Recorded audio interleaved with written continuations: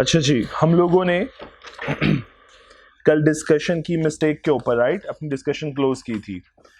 मैंने कुछ होमवर्क दिया था, अगर जहमत की हो तो छोटे छोटे से सवाल थे, लेकिन उसमें एक अच्छा क्वेश्चन था, प्रैक्टिस क्वेश्चन 5। कितनों ने नहीं किया वैसे प्रैक्टिस क्वेश्चन 5? बड़ा तरतीब 5 ही नहीं किया, बाकी किया, बाकी तो आसान थे। डिस्कस करने वाला तो 5 था। सो एक काम कीजिए, तो मैं फिर आज एक काम कीजिए, होमवर्क आप लोग जाके आज कर लीजिए ताकि हम कल डिस्कस कर सकें। ठीक है, प्रैक्टिस क्वेश्चन 5 आप लोगों ने लाजमी करना है, एक अच्छा क्वेश्चन है। चलो फिर आज की डिस्कशन स्टार्ट करते हैं। मिस्टेक हमने क्लोज कर लिया था। ओके, मिस्टेक में एक छोटी सी चीज बस मैं लास्ट डिस्कस करूंगा, जो आपके कोर्स से रेलेवेंट तो नहीं है, लेकिन उसका शायद इल्म हो जाना थोड़ा जरूरी है। कंफ्यूज मत कीजिएगा एग्जिस्टिंग नॉलेज के साथ, लेकिन एडिशनल नॉलेज को थोड़ा सा टेकअप कर लेते हैं। और प्रैक्टिस क्वेश्चन सब ले चुके हैं मेरा ख्याल है नीचे से। ठीक है, उसमें से प्रैक्टिस क्वेश्चन मैंने इस बार इसलिए नहीं डिस्कस किए कि वो आसान है, इसलिए आप एक दफ़ा खुद पढ़ लीजिएगा सारे प्रैक्टिस क्वेश्चन। हाँ, वो वाले अभी ना पढ़िएगा जो वॉइड एग्रीमेंट्स वाले हैं, क्योंकि अभी हमने वो टॉपिक पढ़ना है। ठीक हो गया? अच्छा, एक चीज़ मुझे बताइए, कल हमने एक चीज़ पढ़ी थी कि अगर मिस्टेक ऑफ फैक्ट्स हो तो दो क्लासिफिकेशंस थी। कौन सी? यूनिलेटरल और बायलेटरल। और इन दोनों के कॉन्सिक्वेंस क्या थे? यूनिलेटरल के केस में कॉन्ट्रैक्ट वैलिड रहता था, और बायलेटरल के केस में मतलब दोनों पार्टीज मिस्टेक पर हों। राइट, ऐसे ही पढ़ा था।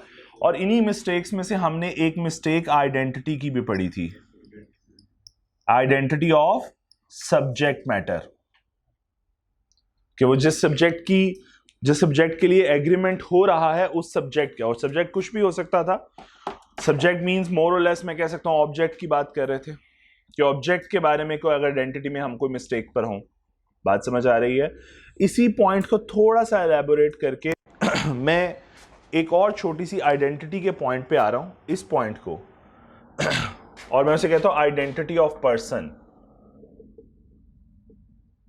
कि अगर ये मिस्टेक हो, देखो अभी मैंने बात की आइडेंटिटी ऑफ सब्जेक्ट मैटर, या मैंने कहा आसान लफ्जों में आप इसे कह लें ऑब्जेक्ट ऑफ द एग्रीमेंट, ऐसे ही है। मैं कह रहा हूं व्हाट अबाउट कि दो पार्टीज में से ये दो पार्टीज आपस में कॉन्ट्रैक्ट कर रही हैं, ए और बी, बट दोनों आपस में शायद आइडेंटिटी में मिस्टेक पर हैं, और अगर ऐसा कॉन्ट्रैक्ट हो जाए तो क्या होगा?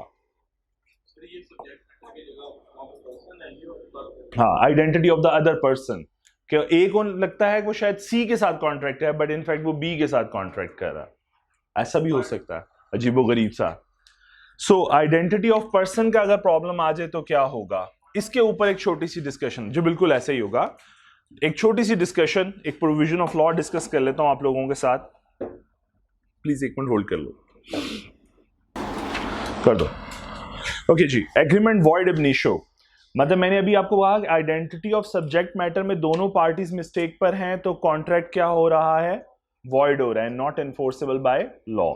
लेकिन अगर आइडेंटिटी ऑफ पर्सन का प्रॉब्लम आ जाए, कहते हैं where the consent is given by a party under a mistake which is so fundamental, so as goes against the root of the agreement and has the effect of nullifying consent, कि अगर for example ए को पता होता कि वो B के साथ contract कर रहा है तो शायद वो कभी ना करता, वो उसके इल्म में था, वो मिस्टेक पे था कि वो शायद सी के साथ कॉन्ट्रैक्ट कर रहा है। ऐसा कैसे हो सकता है? अभी एक एग्जांपल पढ़ते हैं, एक केस स्टडी है इंडिया की, इंडियन कॉन्ट्रैक्ट से ही फैच की हुई है, तो वो बड़ी खूबसूरत है, उसमें ये चीज़ें क्लियर हो जाएंगी। अभी मैं नो कॉन्ट्रैक्ट विद अलाइज, अभी यहाँ तक मैं रुकता हूँ, आगे वाली बात नहीं करता। Mistake as to the identity of the person contracted with, where identity is important, जहां पे आइडेंटिटी पर्सन की बहुत इंपॉर्टेंट है, वहां पे अगर एक पार्टी मिस्टेक पर है तो कि उसे लगता है कि वो सी के साथ कॉन्ट्रैक्ट कर रही है, बट इनफैक्ट उसका कॉन्ट्रैक्ट बी के साथ हो रहा है, तो ये कॉन्ट्रैक्ट फिर वॉयलेट नहीं होगा। ऐसे एग्जाम्पल समझते हैं, फिर एग्जाम्पल से आपको ये ज़्यादा बेहतर समझ आएगा।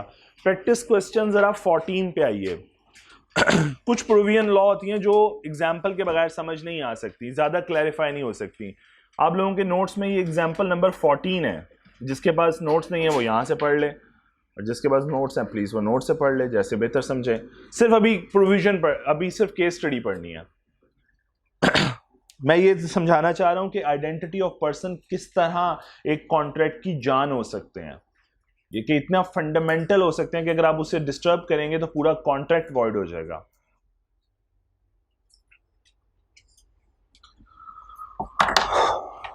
ये हमारे कोर्स में नहीं है, सिर्फ समझाने की गर्ज से समझा रहा हूं, कोर्स का हिस्सा नहीं है।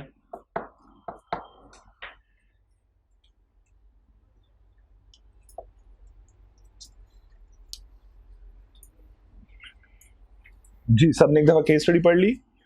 हो क्या रहा है, S knew that on account of a criticism of the play in the past, उसने लास्ट में कोई बदतमीजी की होनी है थिएटर में, he would not be allowed entry to the performance of a play at the theatre. अब दोबारा उसे आने की इजाजत नहीं है, थिएटर वाला कभी उसे टिकट नहीं बेचना चाहता, वो कहता है इसको ना कभी अंदर आने देना, ठीक है।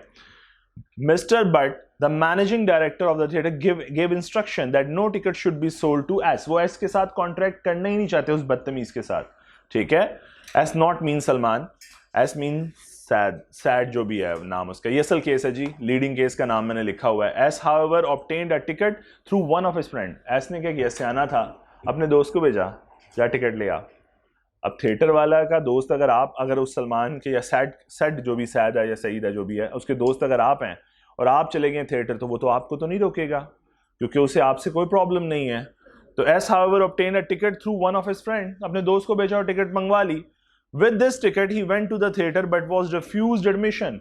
अब वो टिकट लेके गया, गार्ड ने शक्ल देखी, गार्ड ने कहा साइड पे हो जा, ठीक है। उसने कहा ये ऑफर थी जो भी जिसने भी की थी, एक्सेप्टेंस, टिकट मेरे हाथ में है, ऑब्लिगेशन मैं अपनी परफॉर्म कर चुका हूं, अपनी ऑब्लिगेशन परफॉर्म करो, इट्स अ बाइंडिंग कॉन्ट्रैक्ट। तुम्हें टिकट ही सेल नहीं करनी चाहिए थी अगर तुमने ये कॉन्ट्रैक्ट नहीं करना था, तो अगर तुमने ये मुझे एंट्रेंस नहीं अलाउ करनी थी। मेरी बात समझ पाए हो? सईद कह लेते हैं, सईद के ज़हन में क्या चल रहा है कि भाई ये बाइंडिंग कॉन्ट्रैक्ट है, आपने सेल की है, मैंने परचेज की, मैं अपनी ऑब्लिगेशन टिकट के पैसे दे चुका, अब आपकी बारी है, थिएटर में घुसने दो, ठीक है। S sued for damages for breach of contract. Saeed ने बाद में केस फाइल कर दिया कि जनाब इन्होंने ब्रीच ऑफ कॉन्ट्रैक्ट किया और उसका सबूत ये रहा मेरे पास ticket. Discuss the legal position.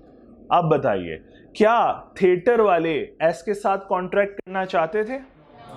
Identity इस कॉन्ट्रैक्ट में कितनी इंपॉर्टेंस रखती है कि थिएटर का मैनेजर जो बी है वो कभी एस के साथ कॉन्ट्रैक्ट करना ही नहीं चाहता था। एस ने फ्रॉडुलेंट वे में उसने अपने दोस्त का इस्तेमाल किया और टिकट परचेज की, मींस बाइंडिंग कॉन्ट्रैक्ट में एंगेज कर लिया एस को, बी को, सॉरी मेरी बात बी है ना, बी को एंगेज कर लिया।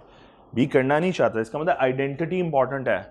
अब अगर आइडेंटिटी की मिस्टेक हो गई है तो फिर कॉन्ट्रैक्ट क्या हो जाएगा? अब ये मिस्टेक किस साइड से है? दोनों साइड से। यूनिलेटरल है कि bilateral? So mistake of identity बेशक यूनिलेटरल हो या बायलेटरल हो, दोनों केस में वॉइड है।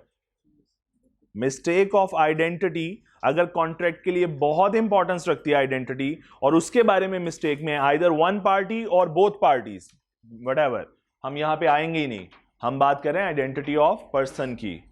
तो अगर ऐसा सूरत हाल पेश आ जाए तो कॉन्ट्रैक्ट क्या होगा? वॉइड। प्लीज जरा डिसीजन रीजंस पढ़ें जरा एक दफा, फिर मैं आपको वो लास्ट लाइन पढ़ा देता हूं जो मैंने छुड़वाई है थोड़ी सी ऊपर। प्लीज एक दफा डिसीजन रीजन ये पढ़ लीजिए एक दफा। कुछ अंडरस्टैंडिंग बिल्ड हुई या ऊपर से गुजर गया पहले वाला भी? और नए के चक्कर में ऊपर से तो नहीं गुजर गया? चलो जी प्लीज पढ़ लिया, डन। अब ये देखो, अब जो प्रोविजन ऑफ लॉ पे दोबारा आता हूं, ये मैंने लाइन छोड़ दी थी आगे। Even though there is a unilateral mistake, बेशक एक पार्टी की गलती हो, कॉन्ट्रैक्ट क्या होगा? वॉइड होगा। कॉन्ट्रैक्ट एनफोर्सबल बाय लॉ नहीं होगा, वॉइड एब initio means right from the beginning. चलो जी, बस यही एक एडिशनल चीज थी जो समझानी थी। आ जाते हैं वापस, इसको एक दफा पढ़ लीजिएगा, बस इससे ज्यादा पढ़ने की जरूरत नहीं है। लो जी, हमारे पास नेक्स्ट हमारा जो टारगेट है दैट इज एक लिस्ट। अगर आपको याद हो पहला लेक्चर तो हमने क्या क्या बातें पढ़ ली थी? हमने एसेंशियल एलिमेंट्स पे बात की थी ना, ऑफर की, एक्सेप्टेंस की, फिर चैप्टर नंबर 2 में ऑफर एक्सेप्टेंस को डिटेल डिस्कस किया। फिर नेक्स्ट कॉन्सेप्ट क्या आया चैप्टर 3 में? कंसिडरेशन, ऑब्जेक्ट, हमने उन चीज़ों पे बात की, थोड़ा सा फ्री कॉन्सेंट के बारे में, कैपेसिटी ऑफ पार्टीज़ के बारे में, फिर अगले चैप्टर में फ्री कॉन्सेंट पे बात की अभी सारी, कि पार्टीज़ की कॉन्सेंट फ्री होनी चाहिए, किस किस वजह से डैमेज होती है, उन 5 फैक्टर्स को डिस्कस किया। इसके बाद मैंने एक लिस्ट भी बताई थी छोटी सी, मैंने कहा कुछ एग्रीमेंट्स ऐसे हैं जो एक्सप्रेसली वॉइड हैं, वॉइड एब initio means right from the beginning. उसमें एक तो जैसे मैंने एक बताया था माइनर का एग्रीमेंट, माइनर के साथ एग्रीमेंट क्या है, वॉइड एब इनिशियो। क्यों? क्योंकि वो कंपिटेंट टू कॉन्ट्रैक्ट ही नहीं है। सो एक और बताया था ना एक अच्छे वाला, नहीं वेजरिंग एग्रीमेंट, जुआ। मैंने कहा था कि वेजरिंग एग्रीमेंट भी क्या है, एक्सप्रेसली डिक्लेयर्ड वॉइड एग्रीमेंट। तो अब हम फाइनली उस जगह पर आ गए हैं जहां पे हम एक लिस्ट डिस्कस करेंगे जो कि एक्सप्रेसली डिक्लेयर्ड वॉइड एग्रीमेंट्स की लिस्ट होगी। अच्छा, जो बच्चे भीग के आए हैं प्लीज वो एसी के सामने मत बैठो, परेशान तो नहीं कर रहा ये? चलो देख लें, सेहत का ख्याल रख लेना अपने बेटा, एसी के सामने बैठिए ना, औकड़े हो बाद में, जाओ छुट्टी हो गई आप यहीं बैठे हो, तो प्लीज। वॉइड एग्रीमेंट की एक लिस्ट है जो हम आज पढ़ने लगे हैं। हमने 1-2 डिस्कशन की थी, माइनर की डिस्कशन की थी, वेजरिंग की डिस्कशन की थी, आज कुछ एक और लिस्ट की डिस्कशन करते हैं। Void agreements means not enforceable by law, और मैंने वर्ड एग्रीमेंट लिखा है, इसका मतलब है क्या है, इसने कभी इन्फोर्सिबिलिटी की स्टेज को पास नहीं किया। पहली चीज, रिस्ट्रेंट ऑफ मैरिज। देखो कुछ फंडामेंटल राइट्स हैं हर इंसान के, जिसका शादी करना हर एक का बुनियादी हक है, ठीक है। हालांकि हर शादीशुदा दूसरे को रोकता है ना कर, लेकिन नहीं सुनते वो लोग ना, हमने भी नहीं सुनी, तुम लोगों ने भी नहीं सुनी, मुझे यकीन है इस बात का। किसी को शादी से रोकना, कॉन्ट्रैक्ट करना, उसके एग्रीमेंट, कॉन्ट्रैक्ट नहीं कहूंगा, एग्रीमेंट करना, उसे पैसे देना कि तू शादी ना करी, ठीक है, मैं तुझे महीना देता रहूंगा, तू शादी ना करी। आप में से कई ऐसे होने जो खुशी खुशी एक्सेप्ट कर लेंगे। ऐसा एग्रीमेंट कि किसी को उसके फंडामेंटल राइट से रोकना थ्रू एन एग्रीमेंट, वॉइड है, not enforceable by law. Suppose मैं 2 साल शादी नहीं करता और आप लोग, या मैं मेरी तो है, चलो आप में से कोई 2 साल शादी नहीं करता, मेरे वादे पे कि मैं आपको पैसे दिया करूंगा, आप 2 साल हो गुजर गए, 2 साल जिंदगी के इंपॉर्टेंट गुजर गए विदाउट बीवी, ठीक है, सुकून से गुजर गए, तो आपने केस फाइल कर दिया मेरे पे। अब ये केस एनफोर्सेबल बाय लॉ है, मैं किसी चीज का लायबल नहीं हूं पे, क्योंकि ये एग्रीमेंट ही वॉइड एग्रीमेंट है। तो कोई पार्टी अपना राइट क्लेम नहीं कर सकती, क्योंकि कॉन्ट्रैक्ट एग्रीमेंट ही नहीं है, तो राइट कहां से क्लेम करना है? बाइंडिंग कॉन्ट्रैक्ट होता तो राइट क्लेम करते हैं। लेकिन माइनर, बहुत क्या कहते हैं उसे, जल्दी बड़ी हो और वो शादी करना चाह रहे हो, हाँ उसे आप रोक सकते हैं, ठीक है। माइनर की एक्सेप्शन अवेलेबल है कि माइनर चाहे कि वो शादी कर ले तो आप उसे रोक सकते हैं। Is that clear? क्योंकि वैसे भी माइनर के साथ होने वाला एग्रीमेंट क्या है, सो माइनर को शादी से रोका जा सकता है अगर उसे बहुत जल्दी पड़ी हो तो, ठीक है। बाकी सारे एग्रीमेंट्स जो हैं वो वॉइड होंगे। Is that clear? Next, restrain. अच्छा, ये इसका मतलब ये वॉइड एग्रीमेंट्स हैं और ये मैंने कुछ एक्सेप्शंस लिखी हुई हैं लॉ में जहां पे रिलैक्सेशन मौजूद है। Is that clear? Second, restraint of trade. आप किसी को ट्रेड करने से, बिजनेस करने से नहीं रोक सकते अगर वो लॉफुल बिजनेस कर रहा है। अनलॉफुल की बात नहीं हो रही, लॉफुल बिजनेस कर रहा है, कोई भी ट्रेड, कोई भी प्रोफेशन चूज किया हुआ है, कोई भी सर्विसेज प्रोवाइड कर रहा है, आप एग्रीमेंट करके उसको एक ट्रेड करने से नहीं रोक सकते। ऐसा नहीं हो सकता वंस अगेन मैं आपको कहूँ अपनी दुकान बंद कर दो, मैं आपको महीना दिया करूंगा, और ये भी अच्छा खासा इंसान बंद करके बैठ गया कि ठीक है यार बिजनेस क्या करने की जरूरत, इतनी मेहनत कौन करे, ये बट सब बैठे हैं ना, देंगे पैसे आखिर में। अब सपोज साल आपने दुकान बंद रखी या 3 महीने भी आपने दुकान बंद रखी और मैंने आपको पैसे नहीं दिए, तो आपने कोर्ट में केस फाइल कर सकते हो कि हमारा एग्रीमेंट हुआ था, मैं मंथली आपको 50,000 देना था। नहीं, कुछ भी नहीं। रिस्ट्रेंट ऑफ ट्रेड, हमारा होने वाला एग्रीमेंट ही बिगिनिंग से वॉइड था, नॉट एनफोर्सेबल बाय लॉ। ये बात समझ आती है? देख रहे हो यहां पे ये भी फंडामेंटल राइट है, बुनियादी हक है किसी भी पर्सन का, ये भी बुनियादी हक है, बिजनेस करना भी बुनियादी हक है किसी भी पर्सन का, अपने लिए अर्निंग्स क्रिएट करना उसका बुनियादी हक है। सिमिलरली अभी मैं एक्सेप्शन पे नहीं जाता, रिस्ट्रेंट ऑफ लीगल प्रोसीडिंग्स। और भाई कोई केस फाइल, फॉर एग्जांपल आपका और मेरा एक कॉन्ट्रैक्ट हो जाए, ठीक है, लेकिन उस कॉन्ट्रैक्ट के अंदर हम ये, या एक एग्रीमेंट हो जाए, कॉन्ट्रैक्ट नहीं कहता, आपका और मेरा एक एग्रीमेंट हो जाए, उस एग्रीमेंट के अंदर हम ये बात लिख दें कि हम में से कोई भी अगर कोई ब्रीच करता है कॉन्ट्रैक्ट को, तो दूसरी पार्टी यानी एग्रीव्ड पार्टी कोर्ट के पास नहीं जाएगी। क्या किया मैंने, उसका बुनियादी हक ही खींच लिया इसका एग्रीमेंट में।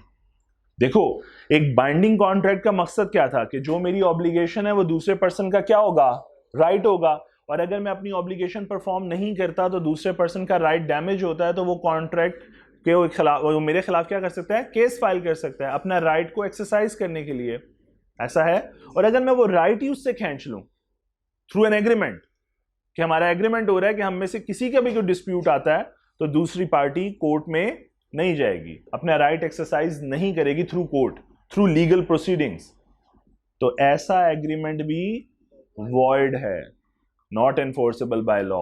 मतलब फॉर एग्जांपल इसमें एक छोटी सी बात अगर मैं कहूं, किसी ए और बी का आपस में कॉन्ट्रैक्ट हो गया, और कॉन्ट्रैक्ट ये था कि ए ने गुड्स डिलीवर करनी थी और बी ने से 50,000 देना था, और इस कॉन्ट्रैक्ट में एक टर्म लिखी हुई थी कि कोई भी लीगल लीगल प्रोसीडिंग्स में नहीं जाएगा, कोर्ट में नहीं जाएगा अपने राइट को एक्सरसाइज करने। व्हाट इफ मैं कहता हूं ए ने गुड्स डिलीवर की बट बी ने 50,000 पे नहीं किया, मतलब बी ने अपनी ऑब्लिगेशन पे नहीं की, तो ए का राइट है टू क्लेम दैट ऑब्लिगेशन, और उसके पास एक ही राइट बेचारे के पास अवेलेबल है कि वो कोर्ट चला जाए। ऐसे ही है ना। और वहां से जाके जस्टिस डिमांड कर ले कि भाई मेरे साथ पैड़ी हुई है, ठीक है, मुझे 50,000 दिलवा दें, ठीक है। अगर आपने ये उसका फंडामेंटल राइट है, ये भी अगर आपने उसे छीन लिया तो इनफैक्ट ये ऐसा एग्रीमेंट क्या होगा, वॉइड एग्रीमेंट, नॉट। अच्छा, अब नॉट एनफोर्सेबल बाय लॉ से मुराद क्या है? देखो फॉर एग्जांपल इन दोनों ने आपस में तय किया था कोई भी लीगल केस फाइल नहीं करेगा, तो अगर नॉट एनफोर्सेबल बाय लॉ तो ए आराम से लीगल केस फाइल कर लेगा, बात खत्म। यहां पे डैमेजेस के कॉन्सेप्ट ही नहीं है। अगर देखा जाए तो वो आराम से जाएगा और केस फाइल कर देगा, उसमें डिमांड करेगा 50,000। यानी कि बेशक एग्रीमेंट में ये बात लिखी हो तो इसका फायदा कोई नहीं है कि नो लीगल प्रोसीडिंग्स, ये लिखा भी हो कॉन्ट्रैक्ट में किसी एग्रीमेंट में तो ये एग्रीमेंट ही वॉइड है, नॉट एनफोर्सेबल बाय लॉ। तो फिर इसका मतलब इसके पास राइट है कि ये ऑटोमेटिकली चला जाएगा कोर्ट के पास, इसको कोई रोक नहीं सकेगा। जी बेटा, एग्रीमेंट रोक नहीं सकेगा इसे। जी बेटे। हाँ बिल्कुल ठीक है। ऐसे मैंने कहा था मियां बीवी राजी तो क्या करेगा काजी, और दोनों अगर बायर सेलर एग्री हैं, दोनों पार्टीज एग्री हैं, तो कानून को कोई तकलीफ नहीं है। लेकिन यहाँ पे कानून ने खुद बता दिया मुझे तकलीफ है है नहीं है अच्छा जी, चलो एक्सेप्शन जरा देख लेते हैं देखो मैंने रिस्ट्रेंट ऑफ ट्रेड की एक एक्सेप्शन लिखी हुई है, goodwill of business sold with reasonable restriction. बेटा देखो बहुत से बिजनेसेस बिकते हैं कि नहीं बिकते। सपोज व्हाट इफ कि कोई गारमेंट शॉप से मैं कहता हूं लाइमलाइट अपना ब्रांड सेल कर देता है, और ब्रांड सेल करके साथ ही एक और दुकान खोल लेता है लाइमलाइट के नाम से, या चलो लाइमलाइट के नाम से ना भी खोले तब भी कोई ऐसी इंडिकेशन क्रिएट करे कि गारमेंट्स के साथ एक और गारमेंट्स की शॉप, तो क्या जिसने गुडविल पे की है उस बिजनेस की, देखो गुडविल का क्या कॉन्सेप्ट थोड़ा सा आइडिया है। देखो आज मैं कहता हूं सपोज लाइमलाइट बिकता है, सपोज अगर लाइमलाइट सेल आउट होता है तो लाइमलाइट से मैं कहता हूं अज्यूम करता हूं उसकी वैल्यूएशन की जाए, तो मैं कहता हूं अगर उसके सारे एसेट सब चीजें बेच दी जाएं तो एसेट से आने वाला कैश गालबन से मैं कहता हूं 1000 मिलियन का होगा। अज्यूम करता हूं कि अगर लाइमलाइट अपना ब्रांड सेल आउट कर दे, अपनी तमाम आउटलेट्स सरेंडर कर दे, अपना सारा ब्रांड सरेंडर कर दे, तो उसका तकरीबन या स्टॉक भी दे दे तो 1000 मिलियन उसकी प्राइस वैल्यू है, ठीक है लेकिन उसे जो पर्सन ऑफर कर रहा है, जो बिड लगा रहा है, वो उसे कहता है मुझसे 1500 मिलियन ले लो, तो ये जो 500 मिलियन वो एक्स्ट्रा पे कर रहा है कोई बायर, वो किस चीज का पे कर रहा है, उसकी ब्रांड वैल्यू का। उसके बदले उसे मिलना कुछ नहीं है। एसेट्स कितने के हैं, सब कुछ बेच भी दिया जाए तो 1000 मिलियन के हैं, जितनी आउटलेट्स हैं सब बेच दी जाए, जितना स्टॉक है सब एक्वायर कर लिया जाए, जितने फिक्स एसेट्स हैं सब एक्वायर कर लिए जाएं, तब भी वो 1000 मिलियन के हैं। लेकिन बायर ऑफर कर रहा है 1500 मिलियन, तो इसका मतलब वो एडिशनल अमाउंट किस चीज की पे कर रहा है, गुडविल की। इसके कॉन्सेप्ट होता है market value less present value of, या for example identifier value of identifiable asset, लेकिन उसकी तरफ ना जाए, मैं सिर्फ समझाया, आसान लफ्जों में समझा दिया। सो इसका मतलब है आप एडिशनल अमाउंट जो पे करे हो वो इस नीयत से पे करे हो कि ये आपके बिजनेस की रेपुटेशन है, आपके कस्टमर जो हैं वो मुझे मिलेंगे, ऐसे ही है ना, आप किसी लाइमलाइट के स्टोर को ओपन करने चाहो तो आपसे रॉयल्टी चार्ज नहीं करते वो, कि भैया हम आपको पर सूट इतना चार्ज करेंगे, रीजन कि आप हमारा ब्रांड नेम यूज कर रहे हैं। सो समझाना ही चाह रहा हूं कि अगर उसने गुडविल पे किया तो इसी मकसद से पे किया कि जनाब अब साथ वाली शॉप ना खोल के बैठ जाइएगा। बात समझ आती है कि साथ वाली शॉप ना खोलिएगा, वरना फायदा क्या होगा, आप बाहर खड़े हो जाएंगे दुकान के, आज आज ये है मेरी दुकान, आज से ये मेरी दुकान है, आज आज बाजी इधर है, बाजी इधर। आपने अक्सर ये देखा नहीं है, ऐसा होता है, अपने कस्टमर को दोबारा ग्रैब करके ले जाते हैं अगर वही। जी जी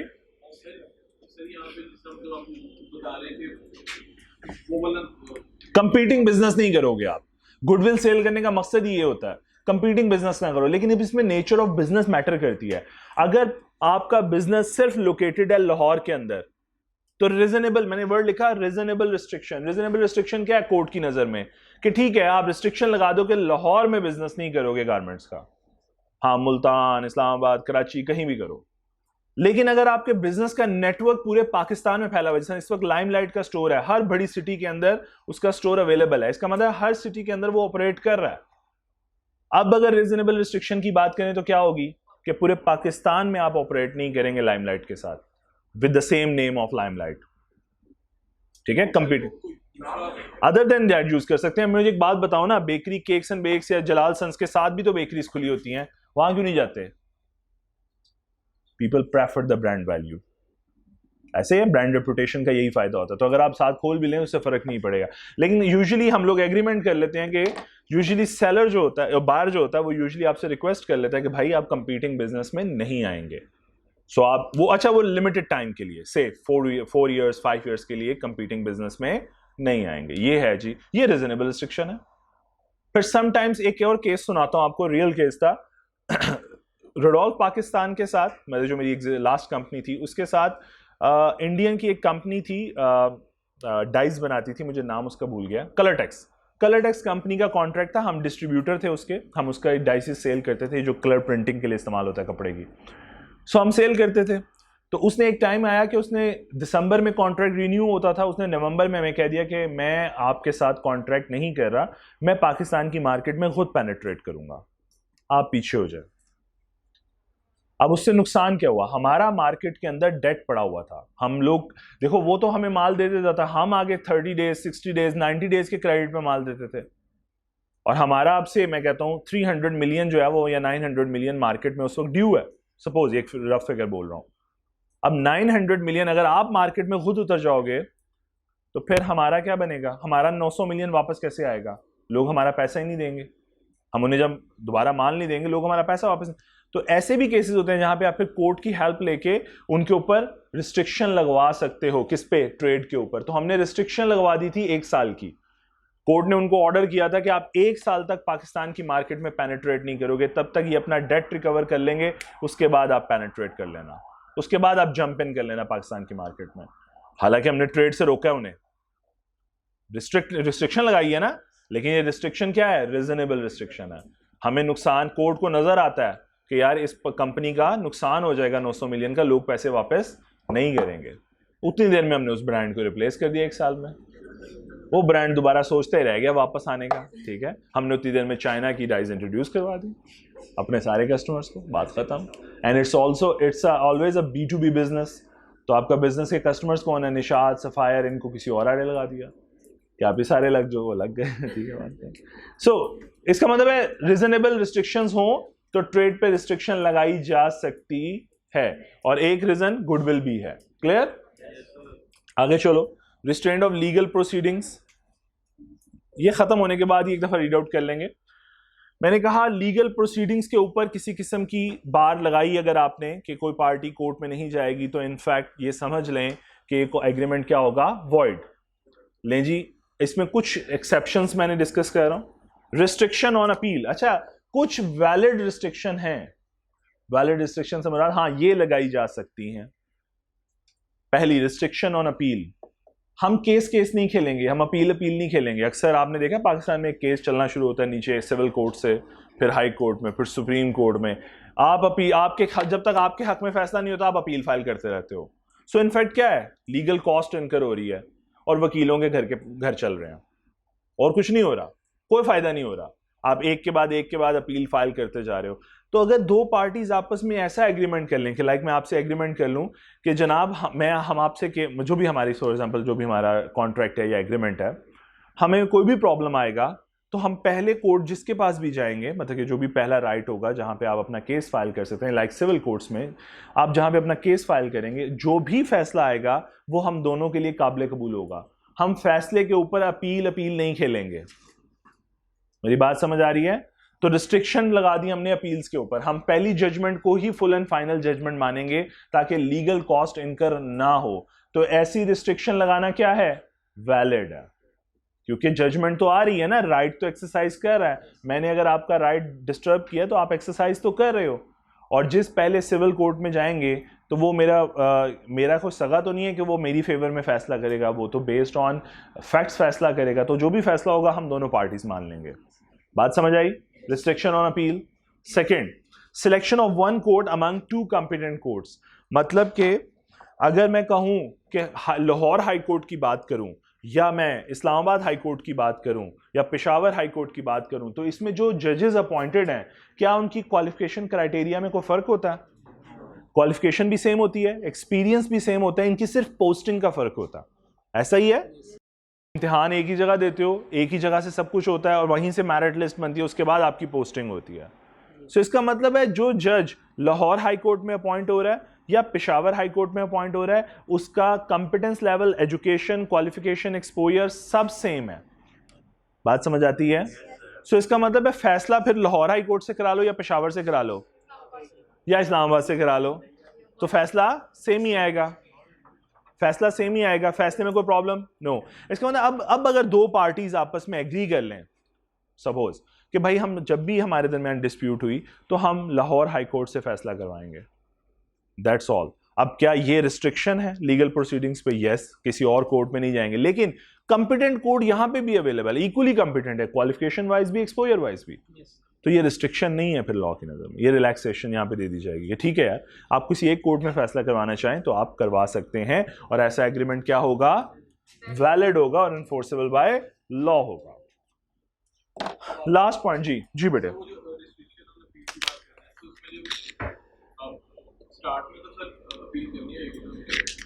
वो अपील थोड़ी है, वो तो केस है।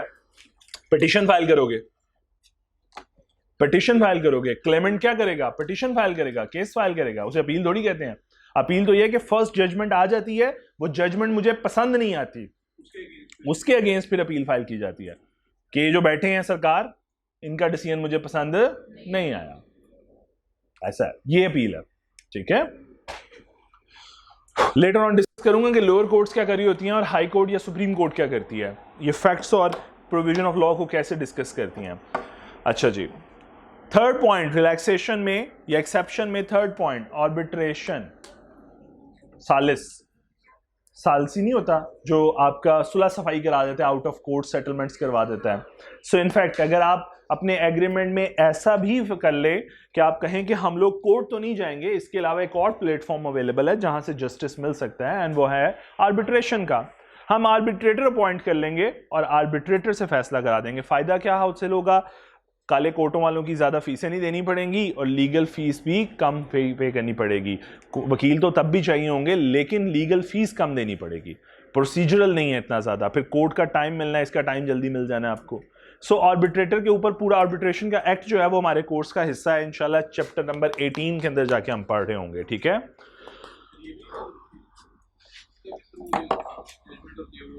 अच्छा, इसकी जजमेंट भी, बिल्कुल अच्छी बात, इसकी जजमेंट भी वैलिड है और बाइंडिंग है ऑन बोथ पार्टीज। और एक बात याद रखिएगा, आर्बिट्रेशन का प्रोसेस जो है वो भी रिटन है, ओरल नहीं है। जो भी फैसला आएगा वो रिटन फॉर्म में आएगा और वो बाइंडिंग होगा दोनों पार्टीज के ऊपर।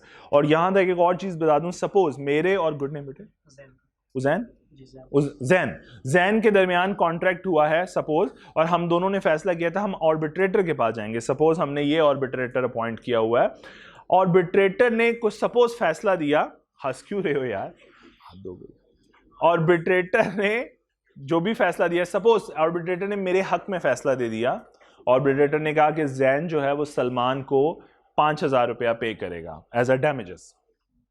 अब जैन साहब फिर नहीं दे रहे, अगले बंदे की इज्जत का सवाल है, ये 5,000 नहीं दे रहा, चलो सलमान तो जलील हो ही रहा है, आर्बिट्रेटर भी जलील हो रहा है। सो अब अगर फॉर एग्जांपल मैं समझाना ये चाह रहा हूं कि इसने जो फैसला सुनाया वो बाइंडिंग था बोथ पार्टीज के ऊपर।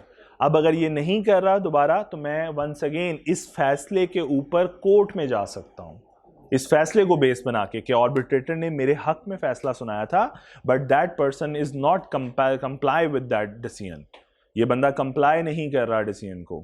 मेरी बात समझ आ रही है? सो इतना बाइंडिंग फैसला है। और एक और बात बता दूं, आर्बिट्रेटर हर झगड़े में हाथ नहीं डालता। ये नहीं है मियां बीवी लड़ रहे हैं तो आर्बिट्रेटर के पास चले गए।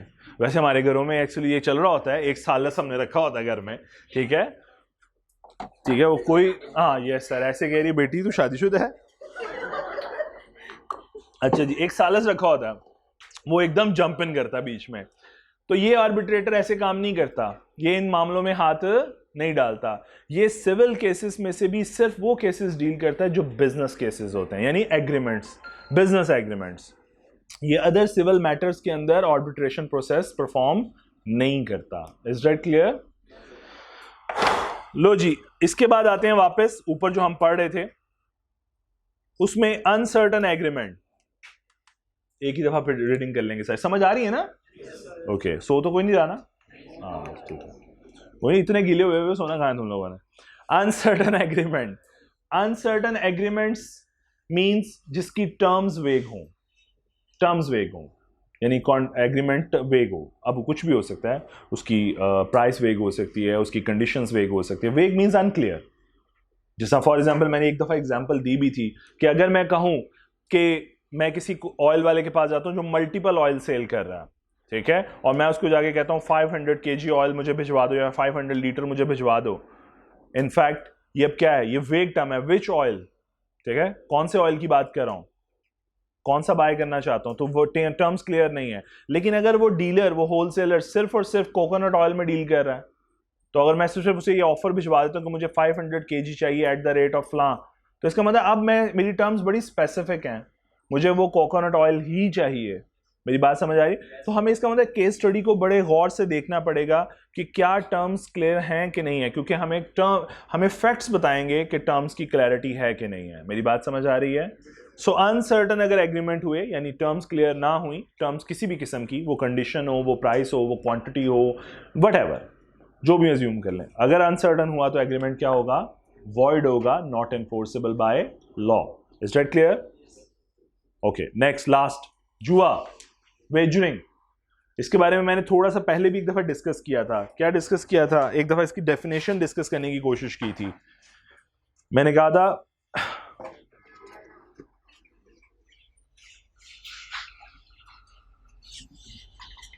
जुआ एक्चुअली है क्या?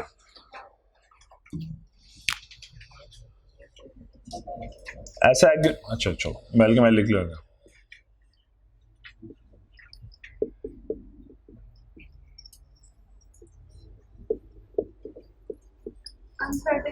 जी बेटे, मैं फ्यूचर इवेंट्स, हमने बात की थी कि ऐसे एग्रीमेंट्स जो कि बेस करते हैं किसी फ्यूचर अनसर्टन इवेंट के ऊपर और उसकी हैपनिंग या नॉन हैपनिंग पे। जैसा फॉर एग्जांपल मैंने इसकी एग्जांपल यूं दी थी कि सपोज मेरा और जैन की बेट लग रही है या वेजरिंग एग्रीमेंट करने की कोशिश कर रहे हैं, और हमने कहा ठीक है लगाएं 1000 की, ठीक है, मैच के ऊपर, ठीक हो गया। सपोज पाकिस्तान और न्यूजीलैंड का मैच है, सपोज इंडिया का, जी पाकिस्तान और इंडिया का मैच, हर एक मैच पे लगता है यार, जिस मर्जी पे लगा लो, ठीक है, हर मैच पे लगता है, अब तो PSL पे भी लगता है, चलो। सो सपोज पाकिस्तान इंडिया के ऊपर लग रहा है जी। मैंने कहा अगर पाकिस्तान जीतेगा तो मैं जीता, अगर इंडिया जीता तो इसकी टीम जीत जाएगी, ये शर्त जीत जाएगा, ऐसा ही है जी।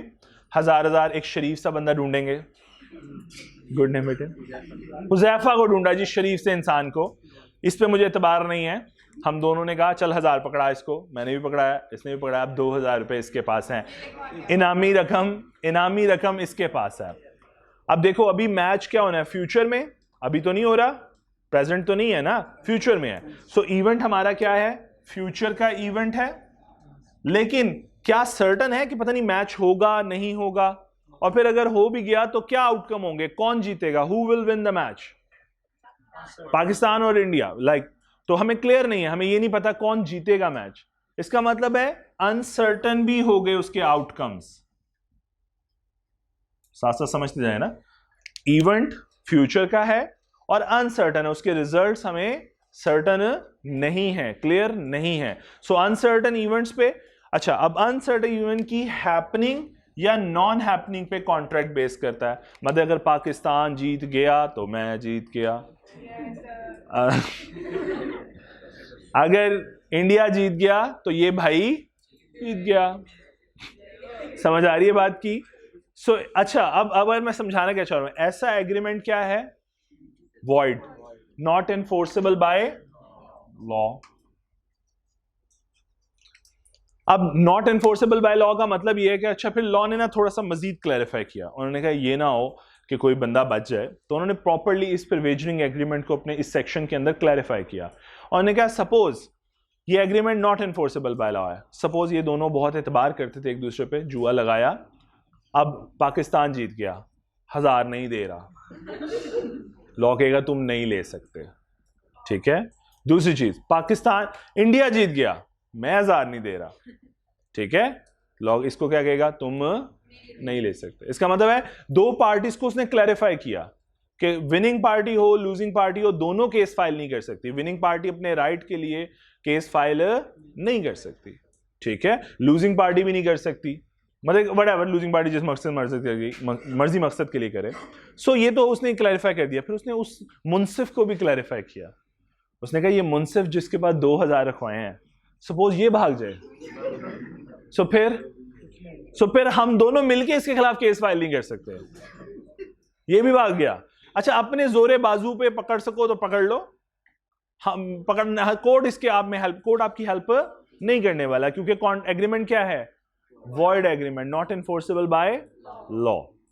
अच्छा जी, और अब अगर कोई अमाउंट ड्यू है आप रिकवर नहीं कर सकते, कोई पे कर दिया वापस नहीं ले सकते।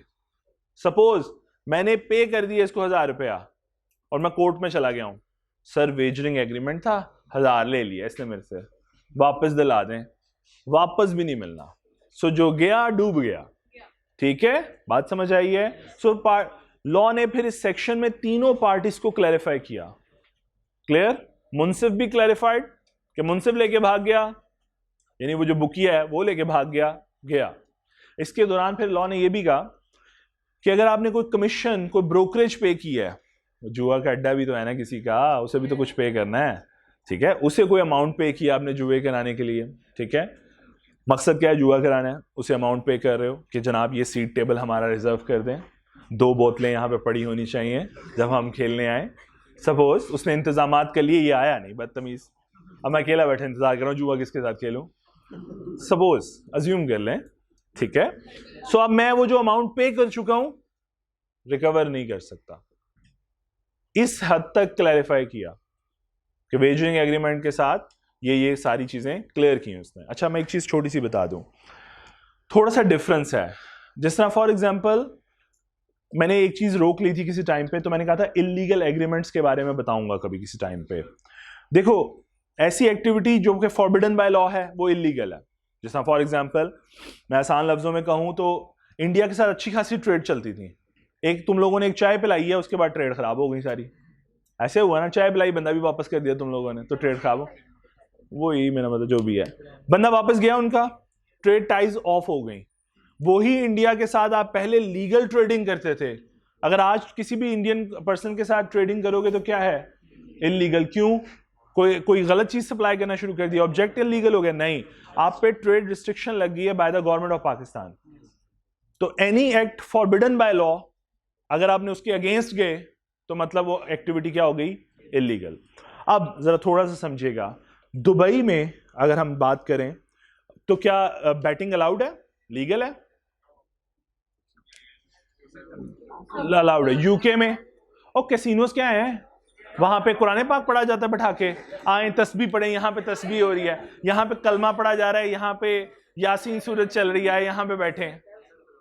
ऐसा तो नहीं है ना, वो बैटिंग ही करा रहे हैं और क्या करा रहे हैं, कैसीनोस क्या है यार, बैटिंग ही हो रही है ना। सो इसका मतलब लीगल है, इसका मतलब है लीगल है। मैं समझाना ये चाह रहा हूं, इसी तरह इंडिया की बहुत सी स्टेट्स हैं जहां पे वेजरिंग या बेटिंग जो है वो लीगल है। जुए के अड्डे बाकायदा लीगली चलते हैं, लाइसेंस्ड अड्डे। और आपके यहाँ पे भी तो शराब मिलती है बगैर अड्डे उस पे, लाइसेंस्ड पे, ठीक है। वो मेरा ख्याल है, पता नहीं, सपोज मैं कहता हूं जो जिन लोगों को अलाउड है, जिनके नाम पे लाइसेंस इशू होता है कि उनको शराब पी सकते हैं, उनमें जो नॉन मुस्लिम्स हैं वो 20% होंगे और बिकने की तादाद 80% की है। बाकी कौन से नॉन मुस्लिम हैं वो यही आंकड़ा देखते रहते हैं कि यार ये क्या चल रहा है, ये बाकी कहाँ जा रही है। सो वो उनका लाइसेंस नंबर यूज हो रहा है और जहाँ मुसलमानों के घर में रही है, ठीक है, या होटलों में जहाँ जहाँ जा रही है। कुछ लोगों के पास लाइसेंस है, ठीक है, ऑब्वियस बात है, कुछ के पास लाइसेंस है। अच्छा, समझाना ये चाह रहा हूं कि इंडिया की कुछ स्टेट्स के अंदर भी बैटिंग जो है वो लीगल है।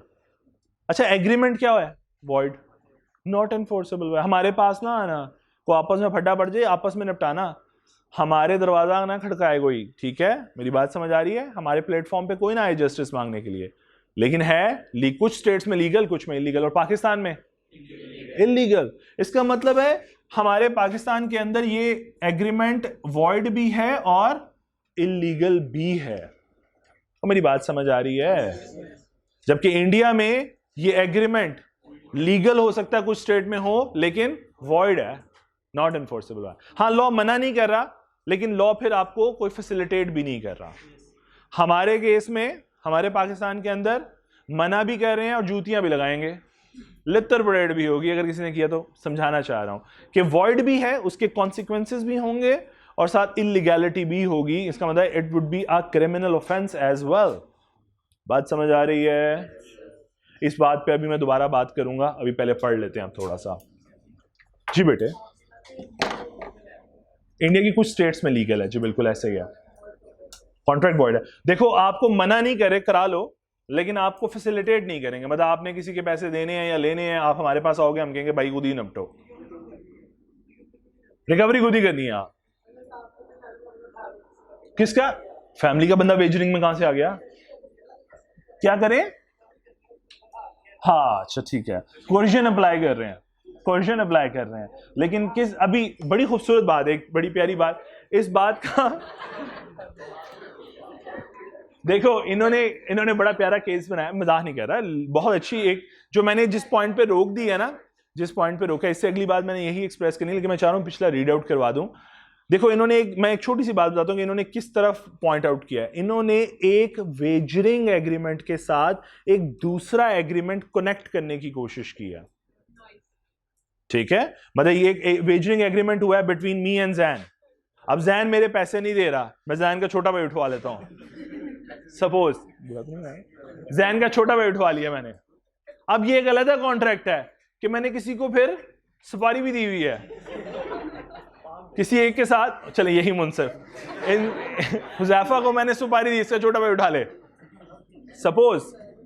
अब मेरा एक कॉन्ट्रैक्ट है, प्लीज नोट कीजिए, मेरा एक कॉन्ट्रैक्ट है विद जैन जो कि वॉइड है, एक कॉन्ट्रैक्ट है विद हुज़ैफा, ठीक है। अब ये कोलेटरल एग्रीमेंट है, कोलेटरल कॉन्ट्रैक्ट, इसे कहते हैं जुड़ा हुआ, मुंसलिक, related to the primary contract. मेरी बात समझ आ रही है? सो ये कोलेटरल है, इस पे क्या इंपैक्ट आएगा यही डिस्कशन करनी है, लेकिन अभी 2 मिनट के लिए पहले रीडिंग करके आते हैं, फिर डिस्कशन करते हैं इस पर। जी,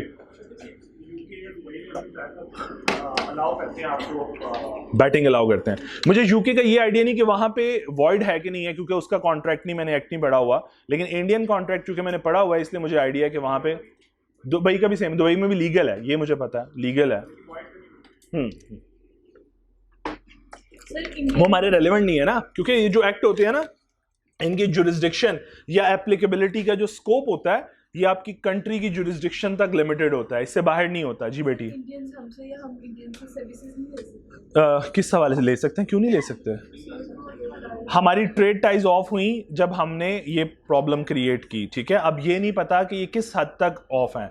यूजुअली अब वॉइड इलीगल एग्रीमेंट है जो ट्रेडिंग है, ट्रेडिंग इलीगल है, सर्विस कॉन्ट्रैक्ट का मुझे इल्म नहीं है अभी।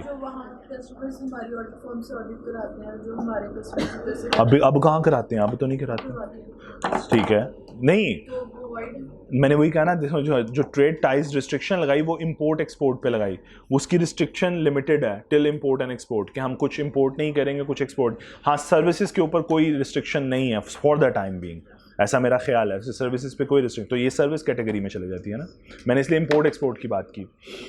वो आपने सुना होगा वो ऐड, इंडिया नहीं देगा अब तुम्हें टमाटर, सुना था किसी ने, बड़ा मशहूर हुआ था कि वो एक्चुअली वहाँ से हम टमाटोज इंपोर्ट करते थे, उन्होंने कहा नहीं देंगे अब टमाटर, और बाद में बेचारे उनके अपने किसान तबाह हो गए सारे, क्योंकि वो ख़रीदने वाला कोई नहीं था, इतनी प्रोडक्शन थी उनकी कि ख़रीदने वाला कोई नहीं था। चलो आ जाओ प्लीज़, वापस आ जाओ, पढ़ें जी प्लीज़, बेटी मेरे लिए पढ़ना शुरू करें।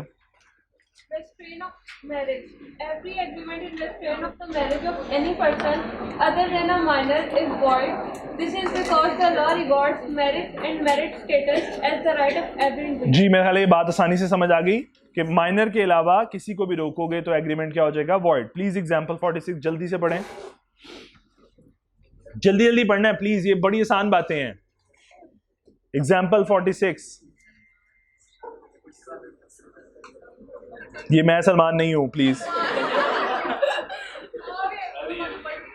फायदा हो रहा है लेकिन नहीं, फिर भी नहीं। रिस्ट्रेंट ऑफ ट्रेड, जी प्लीज बेटी पढ़े। Every agreement by which anyone is restrained from exercising a lawful profession, trade or business of any kind is to that extent is to that extent void।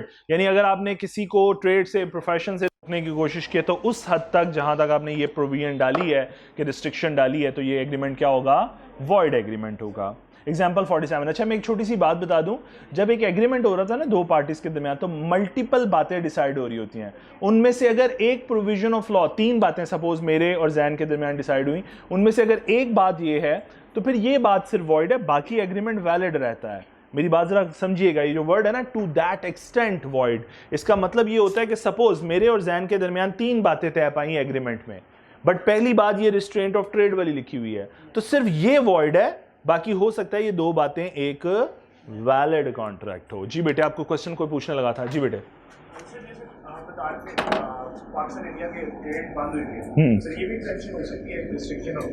Restriction of trade, exception नहीं, इसे आप उसमें क्यों fall कराना चाह रहे हो, restriction में फॉल कराना चाह रहे हो, लेकिन ये तो गवर्नमेंट ने इम्पोज किया ना, तो ये तो लीगल और इलीगल में चला जाएगा, इसे यहाँ पे वॉइड एग्रीमेंट्स में मत एंटर करो, वो लीगैलिटी पे चला जाएगा। अब अगर तुम इंडिया से ट्रेड करोगे तो एग्रीमेंट वॉइड नहीं होगा बल्कि इलीगल होगा। चलो, क्योंकि forbidden, any act forbidden by law, you are going against that. Please example 47 जल्दी से।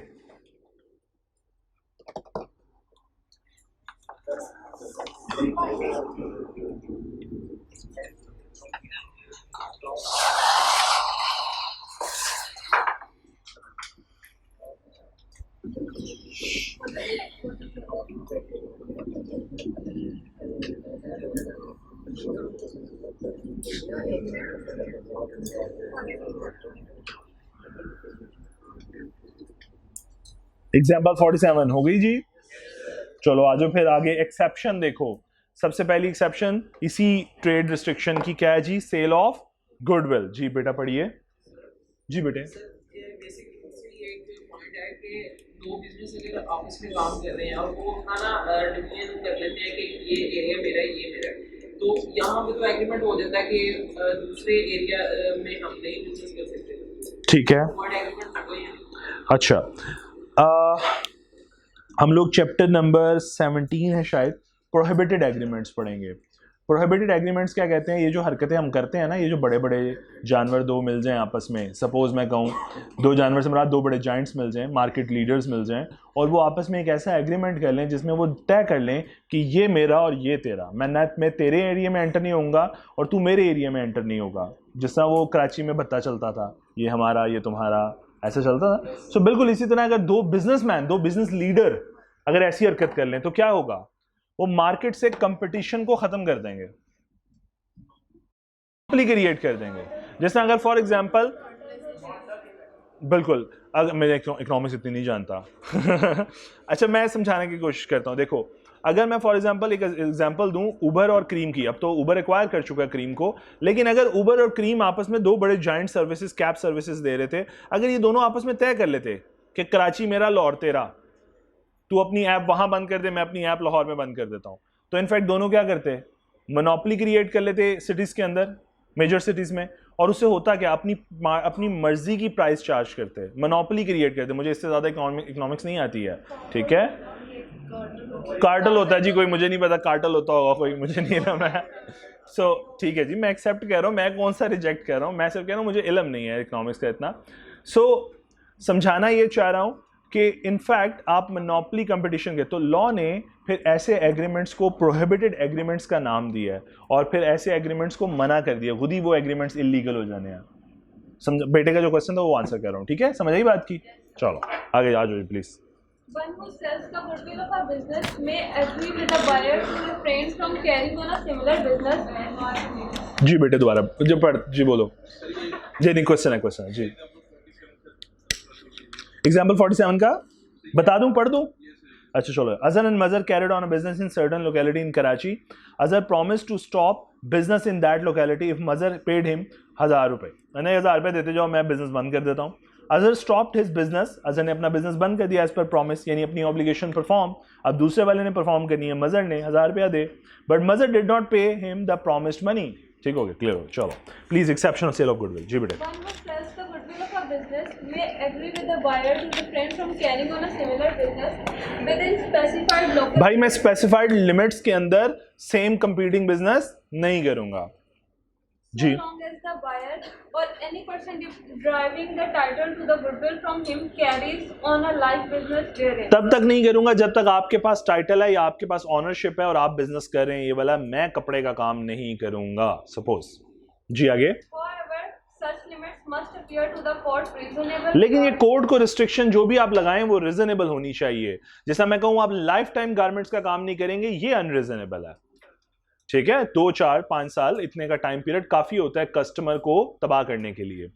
लिटरली कस्टमर डाइवर्ट करने के लिए 1 साल काफी होता है। आप उसके बाद डाइवर्ट कर लेते, फिर वापस कोई नहीं जाता दोबारा कस्टमर, ठीक है जी। Please next. Regard being held to the nature इस वर्ड की जगह चेंज कर लें, court reasonable considering the nature of the business, आसान कर लें लाइन, जिंदगी आसान हो जाएगी। कंसिडरिंग इस वर्ड को चेंज करते हैं, regard being had to the, इसको कहते हैं considering the nature of the business. Clear होगी बात? चलें आगे एग्जांपल पढ़िए फिर जरा 48 और 49 जल्दी से, जल्दी हमने आगे भी पढ़ना है अभी।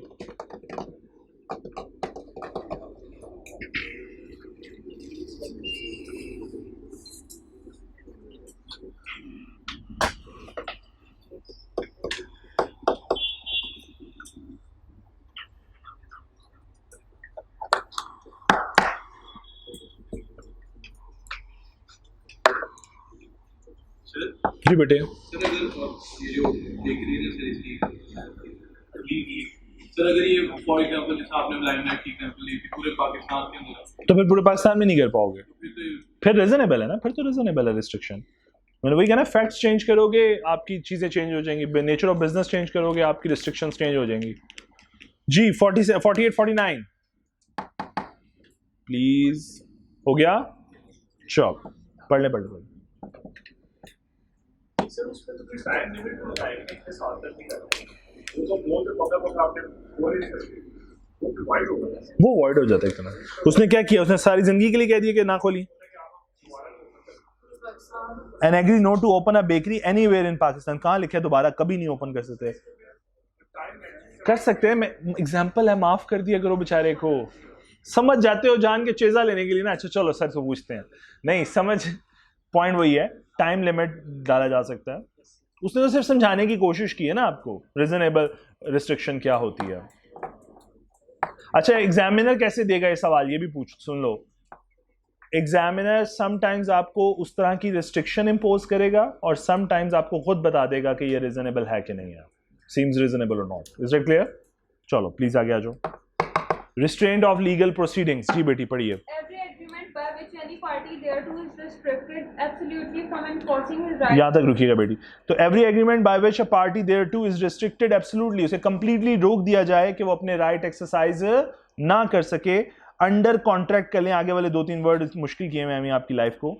तो और इन रिस्पेक्ट ऑफ एनी ये काट लें, तो ये आपकी स्टेटमेंट जो है रीफ्रेज हो जाएगी, from enforcing his right under contract, under any contract जो भी है, by the usual legal proceeding in the ordinary tribunals, ठीक है जी, यहां तक बस फुल स्टॉप, आगे वाली लाइन काट दें। बेटा ट्रिब्यूनल तक फुल स्टॉप, इसके बाद वाली लाइन काट दें, स्टेटमेंट काट दें। उसकी जगह एक स्टेटमेंट लिख लें नीचे, जिंदगी आसान करने के लिए। एग्रीमेंट, मैं बताता हूं बेटे, ट्रिब्यूनल्स कोर्ट्स को कहते हैं और क्यों कहते हैं। Agreement in which time for enforcing his or her right, agreement in which time for enforcing his or her right is limited. Agreement in which time for enforcing rights, यूं कर लें, आसान कर लें, और in which time for enforcing right is limited is void.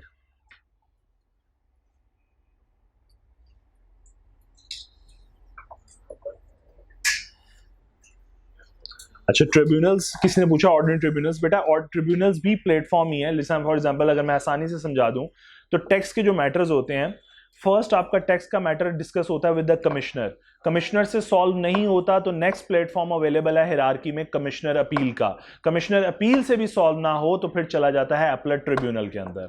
तो tribunal भी एक प्लेटफॉर्म है हिरार्की के अंदर, ठीक है, फॉर सीकिंग जस्टिस। मैं एक्सप्लेन करने लगा हूं, दोनों एक्सप्लेन करता हूं। एक तो अगर आपके एब्सोल्युटली राइट्स कंप्लीटली स्नैच कर लिए जाएं तो वो भी वॉइड है, या आपके ऊपर टाइम रिस्ट्रिक्शन लगा दी जाए। लाइक टाइम रिस्ट्रिक्शन क्या है कि आपने अगर अपने राइट एक्सरसाइज करने हैं तो आपके पास 1 साल है। मतलब अगर मैं एग्रीमेंट कर रहा हूं जैन के साथ और जैन को कहता हूं कि अगर ब्रीच कॉन्ट्रैक्ट होती है, अगर हम कोई भी एक पार्टी ब्रीच करती है अपनी ऑब्लिगेशन को या कॉन्ट्रैक्ट को तोड़ देती है, ऑब्लिगेशन पूरी नहीं करती, तो तुम्हारे पास राइट एक्सरसाइज करने के लिए 6 महीने हैं सर। अगर मैं खुद से कोई रिस्ट्रिक्शन, टाइम रिस्ट्रिक्शन इंपोज नहीं कर सकता, सपोज मैं कहता हूं एक डेट को रिकवर करने के लिए लॉ ने कितना टाइम दिया है, 3 साल का, तो मैं रिस्ट्रिक्शन लगा के 1 साल का टाइम इंपोज नहीं कर सकता, अगेंस्ट लॉ नहीं जा सकता। Is that clear? अब जरा एग्जांपल पढ़ो प्लीज, 50 और 51। जी जी,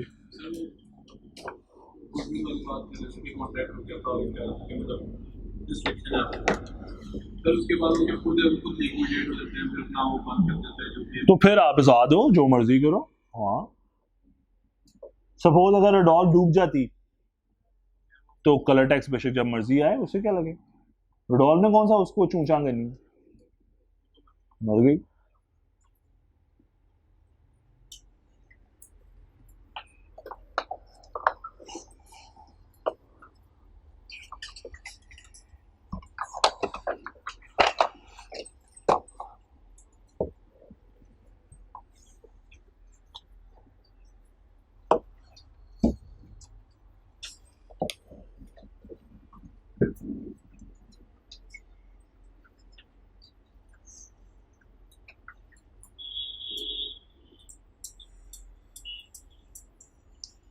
जी डन, आगे आ जाए प्लीज। कुछ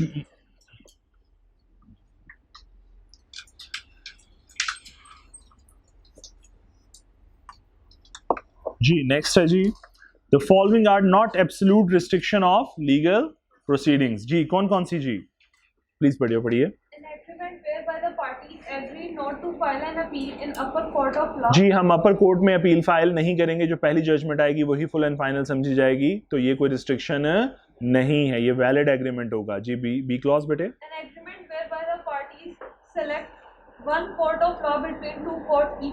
और 2 इक्वल कॉम्पिटेंट कोर्ट्स में से किसी एक पे भी हम लोग अपना फैसला करवा लें तो हमारे लिए कोई रिस्ट्रिक्शन नहीं है, ये एक वैलिड एग्रीमेंट होगा। प्लीज एग्जांपल 52 और 53 पढ़िए।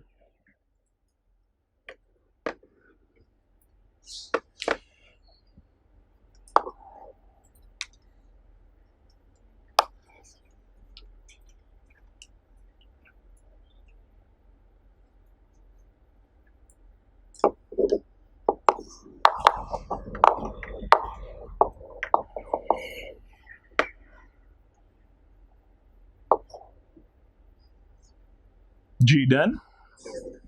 नेक्स्ट एक्सेप्शन पे आते हैं, आर्बिट्रेशन, लास्ट एक्सेप्शन जो थी वो ट्रेड की। जी प्लीज।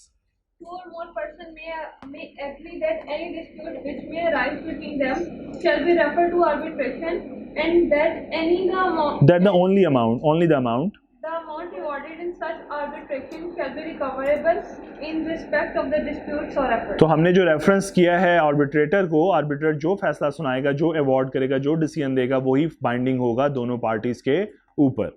जी प्लीज, और वही रिकवर किया जा सकता है।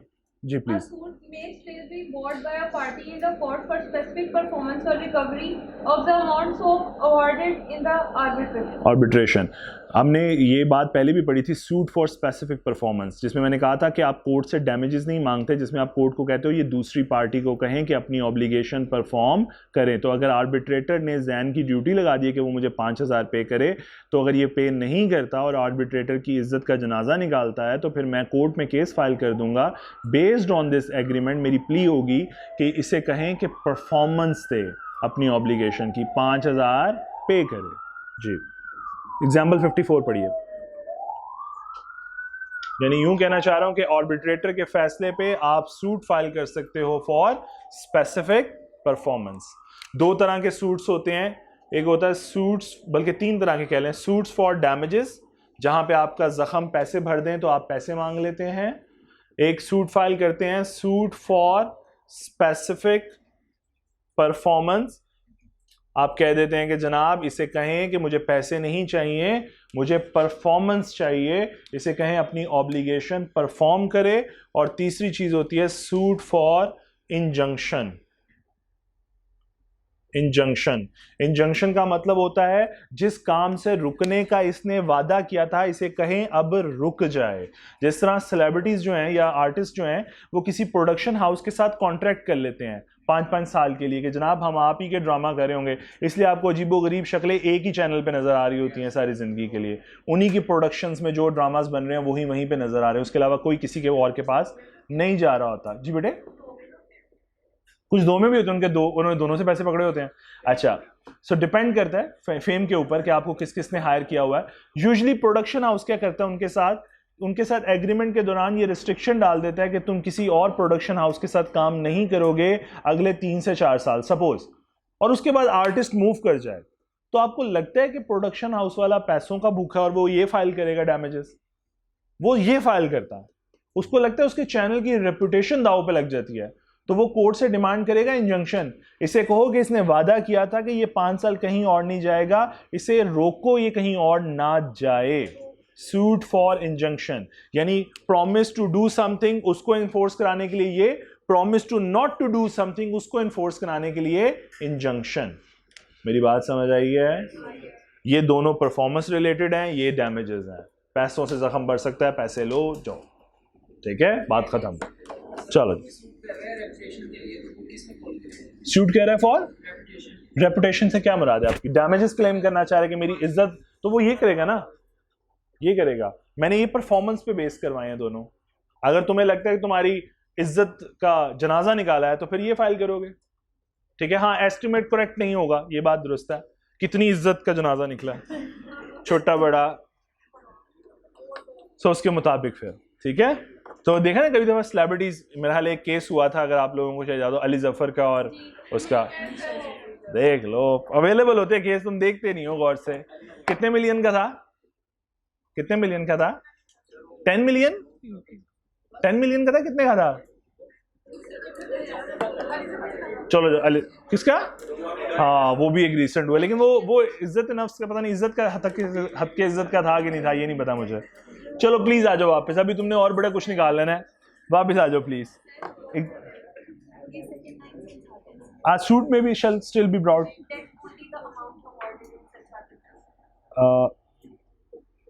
सॉरी बेटे, अच्छा, award in such arbitration shall be recoverable in respect of, ये वाली बात, अच्छा ठीक है।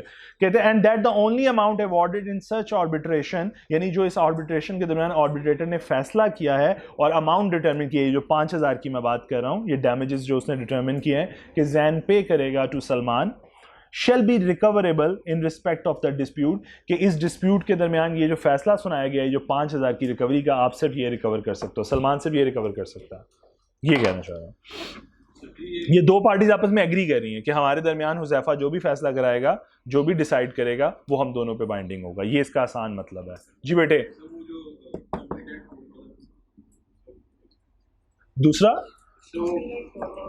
कॉम्पिटेंट मैंने कहा जिस तरह पेशावर हाई कोर्ट या लाहौर हाई कोर्ट के जजेस की बात करें तो उनकी क्वालिफिकेशन और एक्सपीरियंस सेम है। सो इनफैक्ट आप फैसला लाहौर से कराओ या तो पेशावर से, दोनों ने सेम प्रोविजन ऑफ लॉ की इंटरप्रिटेशन के मुताबिक ही फैसला देना है, तो फिर फैसले में कोई फर्क नहीं आएगा। ठीक है, तो फिर अगर हम अपने आप को रिस्ट्रिक्ट कर लें दो पार्टीज कि नहीं हम लाहौर हाई कोर्ट को परस्यू करेंगे या फिर हम सिर्फ पेशावर हाई कोर्ट को परस्यू करेंगे, तो ये एक वैलिड एग्रीमेंट होगा। जी प्लीज आगे आ जाएं। जी बेटी पढ़े।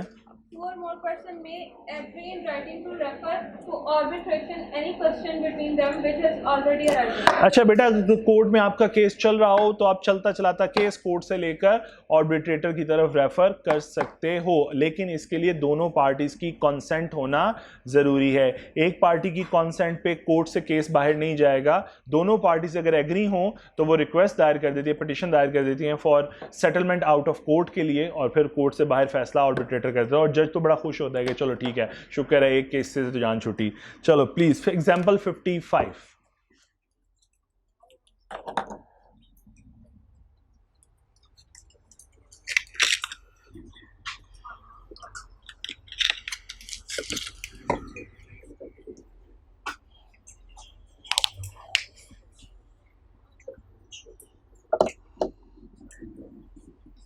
जी क्लियर, चलो जी पढ़ लो पढ़ लो।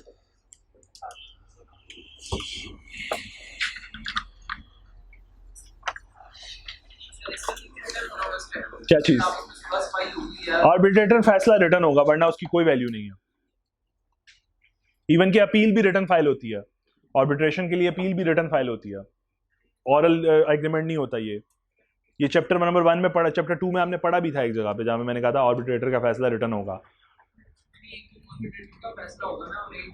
अपील सारी प्रोसीडिंग्स रिटर्न, सारी प्रोसीडिंग्स रिटर्न, इवन के केस भी आप रिटर्न फाइल करोगे या अपील भी आप रिटर्न फाइल करोगे। जी यहां पे अगर प्रोविजन ऑफ लॉ को समझो तो उसने आपको यह समझाने की कोशिश की है कि चलता चलाता केस भी जो ऑलरेडी चल रहा है उसको आर्बिट्रेशन में लेके जाया जा सकता है। ऐसा नहीं है कि दो पार्टीज शुरू में तय करेंगी आर्बिट्रेटर का तो केस आर्बिट्रेटर के पास जाएगा। आप चलता चलाता केस कोर्ट में उठाकर आर्बिट्रेशन के पास लेकर जा सकते हो, लेकिन दोनों पार्टीज की म्यूचुअल कंसेंट होना जरूरी है। आगे जी, अनसर्टेन एग्रीमेंट बेटी। Agreement word for uncertainty. Agreements the meaning of which is not certain or capable of being made certain. जी अगर टर्म्स क्लियर ना हो, मीनिंग्स क्लियर ना हो तो एग्रीमेंट क्या है? वॉइड। प्लीज एक दफा एग्जांपल्स पढ़िए 56 से लेकर 60 तक जल्दी से।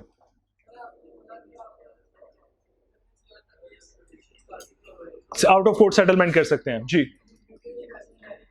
नहीं ऐसा क्यों? कोर्ट तो जान छुड़ाएगा, कोर्ट तो कहेगा हाँ जाओ जाओ जाओ कराओ किसी और से। कोर्ट को कौन से स्पेशल पैसे मिलते हैं? केस, ये वाला केस के इतने पैसे, ये वाले, हाँ I accept that case Nawaz family का हो, सॉरी एक्सेप्ट केस वैसा हो तो फिर लाहौर हाई कोर्ट के अलावा कहीं फैसला नहीं होना। समझ तो यही होगा कि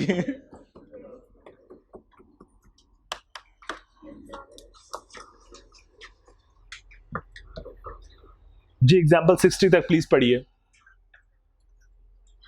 बेटी, पढ़ लो।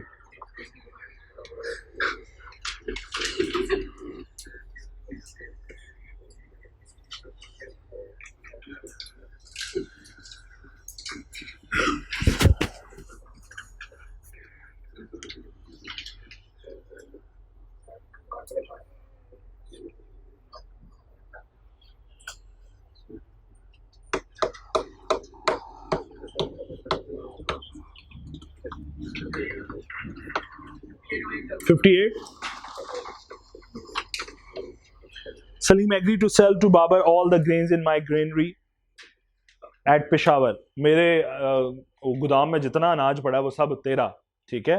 कितना पड़ा है? अनसर्टेनिटी, कितना क्वांटिटी पड़ी है? क्वांटिटी अनसर्टेन है।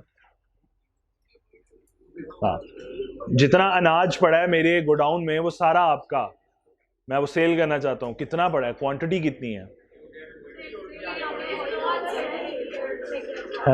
There is no uncertainty. नहीं, अनसर्टेनिटी है, सॉरी जी गलत है, अनसर्टेनिटी है।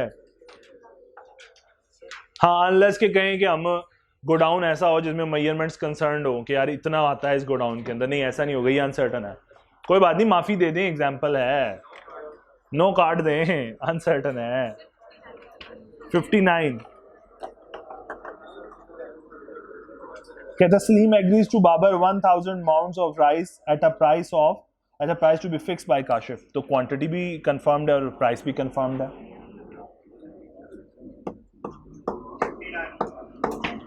मैं बोला कि 1000 माउंट्स ऑफ राइस की क्वांटिटी भी कंफर्म कर दी और प्राइस भी काशिफ ने फिक्स कर लेनी है।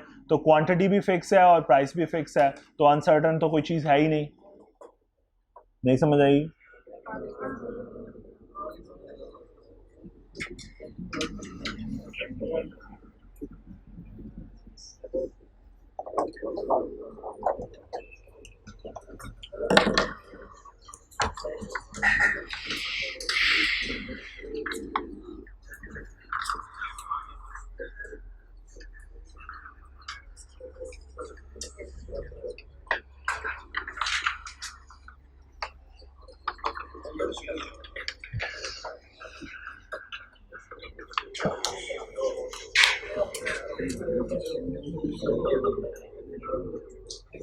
प्लीज ये दो होमवर्क और नोट कर लें। प्रैक्टिस क्वेश्चन 8, 9 भी होमवर्क है।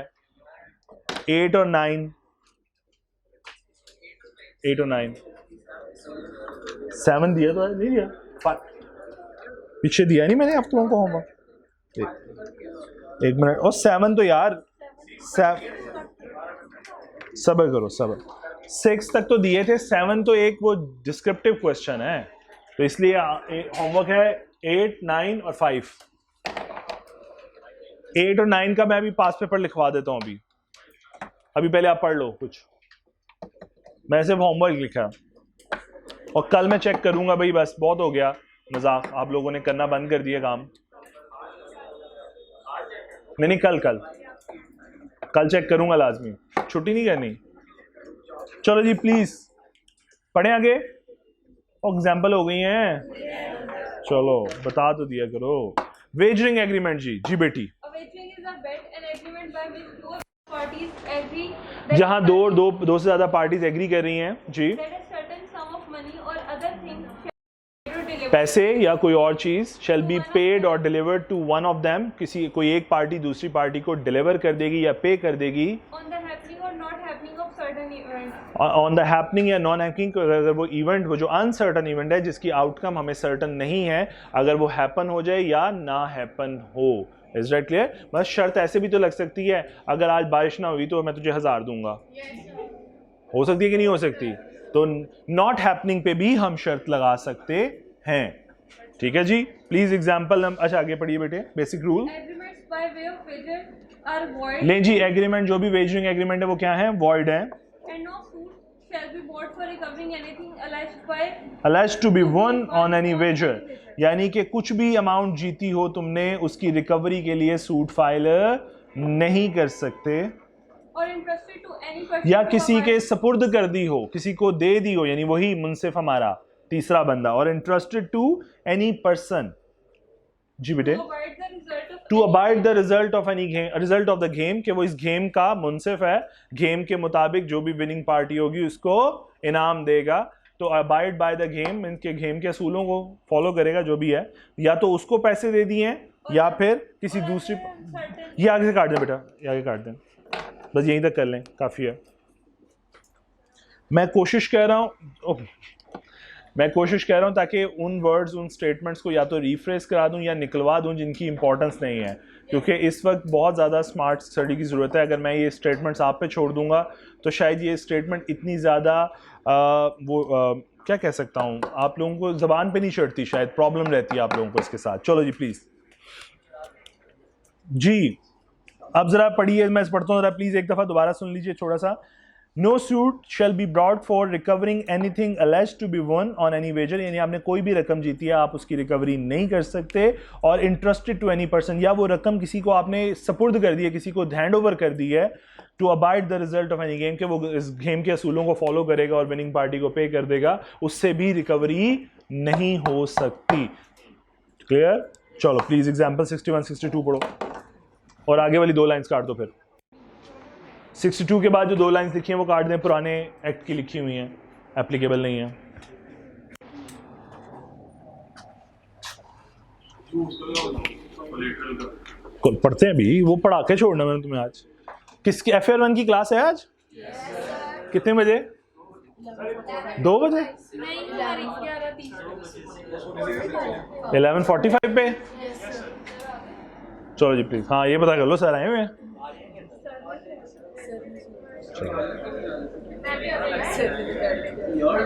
नहीं उमैर साहब की बात नहीं हो रही, उमैर साहब को तो मैं पता सकता हूँ जी। एग्जाम्पल 62 जल्दी।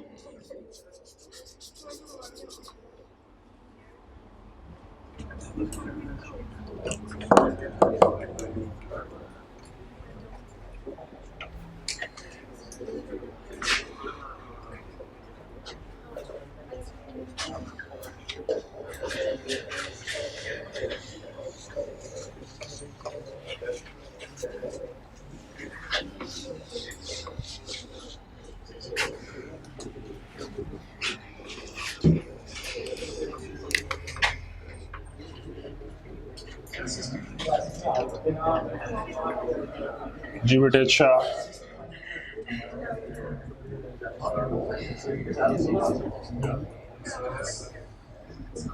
जी बेटे मैं कर रहा हूँ 62 करा देता हूँ जी, 1 मिनट बस रुकिएगा।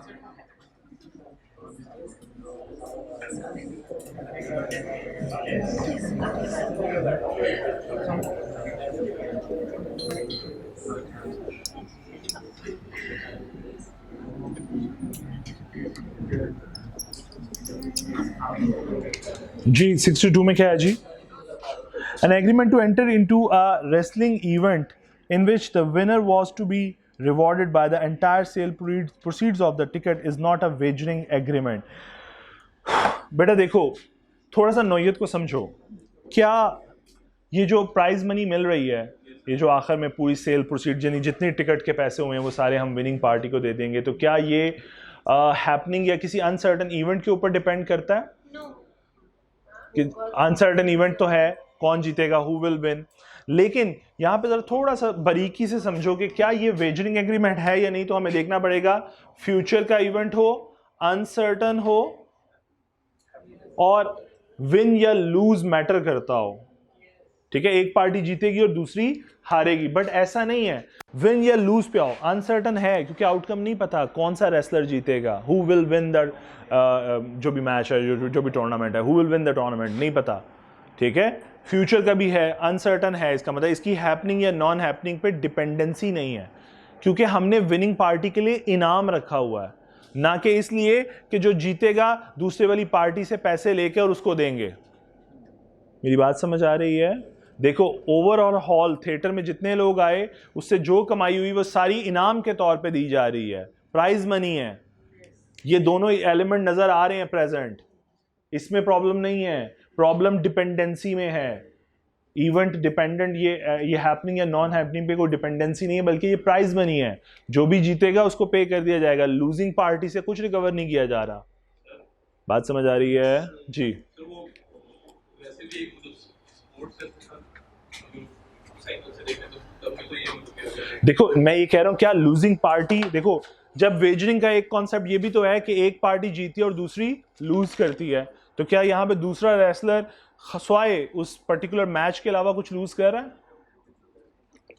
फाइनेंशियली लॉस नहीं कर रहा, बल्कि वो इनाम है, प्राइज मनी है। तो आपको थोड़ा सा केस को समझ के डिस्टिंक्शन क्रिएट करनी पड़ेगी between the prize money and wagering agreement. Clear? चलो जी प्लीज नेक्स्ट, अब आ जाओ जी कोलेटरल के ऊपर, जरा कोलेटरल वाली बात समझ लो और उसके बाद छुट्टी कर लेना।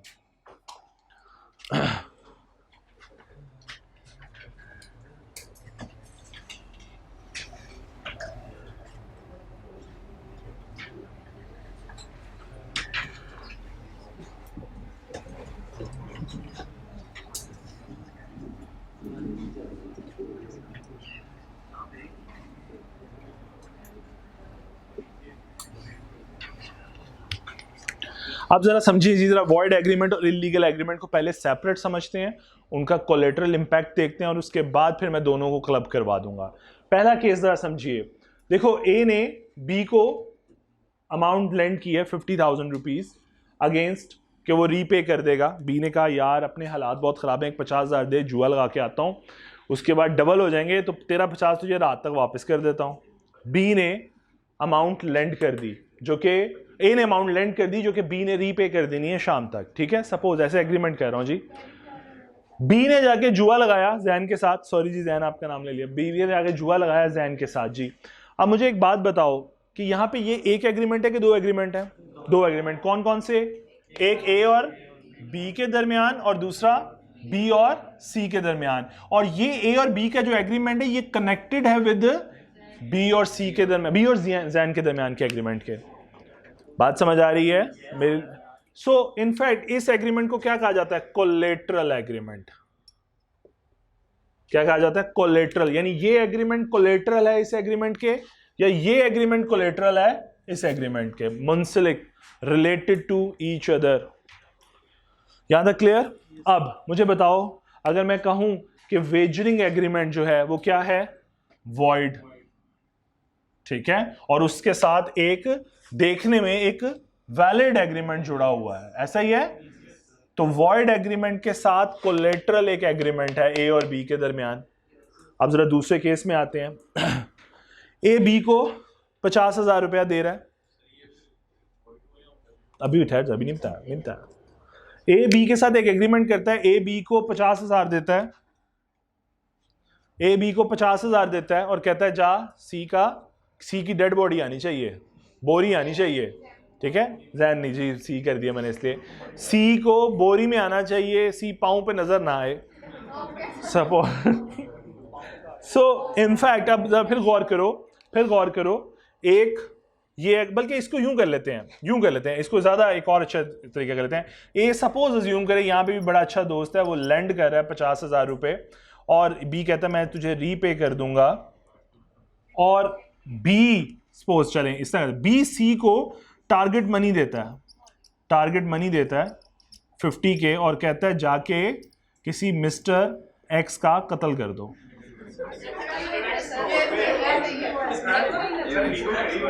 प्लीज जरा समझो, ताकि मैं कुछ समझाना चाह रहा था। अब ये देखो, अब गौर करो, ये वाला जो एग्रीमेंट है जिसमें आप सुपारी दे रहे हो सी को कि जाके एक्स को मार दे सपोज, अब ये एग्रीमेंट कौन सा है? ना प्लीज, कौन सा एग्रीमेंट है? वॉइड नहीं है, इल्लीगल है जालमो। हमने ऑब्जेक्ट में एक बात पढ़ी थी कि ऑब्जेक्ट अनलॉफुल होगा if it involves an injury to the third person. पढ़ी थी बात? सर पढ़ी होगी, आपने पढ़ाई होगी, हमें नहीं पता, पढ़ी थी। तो इसका मतलब ऑब्जेक्ट अनलॉफुल तो आपका एग्रीमेंट भी अनलॉफुल, मतलब आपका ये एग्रीमेंट बी और सी के दरमियान क्या हो गया? इल्लीगल। और ये एग्रीमेंट अगर वैसे देखा जाए लैंडिंग का तो क्या है? Legal agreement. तो ये कोलेटरल है एक legal agreement to this agreement. तो मैंने 2 तरह के केस बनाए। पहला, एक वॉइड एग्रीमेंट के साथ जुड़ा हुआ एग्रीमेंट, यानी वॉइड एग्रीमेंट के साथ एक लीगल एग्रीमेंट। अच्छा मैं यहाँ पे अज्यूम कर रहा हूँ, प्लीज चलें अब इसको अज्यूम कर लेते हैं ताकि आपके लिए आसान हो जाए समझना। पहले अज्यूम करें ए इनोसेंट है, उसे पैसों का नहीं पता कि वो क्यों मांग रहा है पैसे, ये अज्यूम कर लें, कर सकते हैं? ए इनोसेंट है, क्योंकि अगर मैंने इनोसेंट ना बनाया ना, आपने अभी फंस जाना है फौरन से पहले, तो अभी आप फिलहाल इनोसेंट अज्यूम करें। ए इनोसेंट है, उसने बी ने उससे रकम मांगी है, उसने उसे इनोसेंस में रकम दे दी कि उसका दोस्त है रात को वापस कर देगा। प्लीज, ए और बी के दरमियान यहां पे एग्रीमेंट क्या है? लीगल, बट जुड़ा हुआ है एक वॉइड एग्रीमेंट के साथ। यहां पे ए और बी के दरमियान एग्रीमेंट क्या है? एक legal agreement enforceable by law, जुड़ा हुआ है एक इलीगल एग्रीमेंट के साथ। Is it clear? अब लॉ क्या कहता है? लॉ ये कहता है कोई भी वॉइड एग्रीमेंट के साथ अगर कोई लीगल एग्रीमेंट जुड़ा हो, यानी कोलेटरल एग्रीमेंट एक वैलिड एग्रीमेंट हो या लीगल हो, तो उस एग्रीमेंट, वो कोलेटरल की जात पे कोई फर्क नहीं पड़ता, वो वैलिड ही रहता है। यानी कि वॉइडेबिलिटी या वॉइड होना किसी एग्रीमेंट का उससे मुंसलिक एग्रीमेंट की जात पे कोई असर नहीं पड़ता। So a collateral agreement to a void agreement will remain a valid agreement. कुछ बात समझ आई या ऊपर से गुजर गई? यानी वॉइडेबिलिटी या वॉइड होना वैलिडिटी के ऊपर से जुड़े हुए कॉन्ट्रैक्ट की वैलिडिटी की जात पे कोई फर्क नहीं डालते। लेकिन अगर एक एग्रीमेंट इलीगल हो, उससे जुड़ा हुआ एग्रीमेंट भी टेंटेड विद इलीगैलिटी, इसी वजह से ये एग्रीमेंट क्या हो जाएगा? Void, not enforceable by law.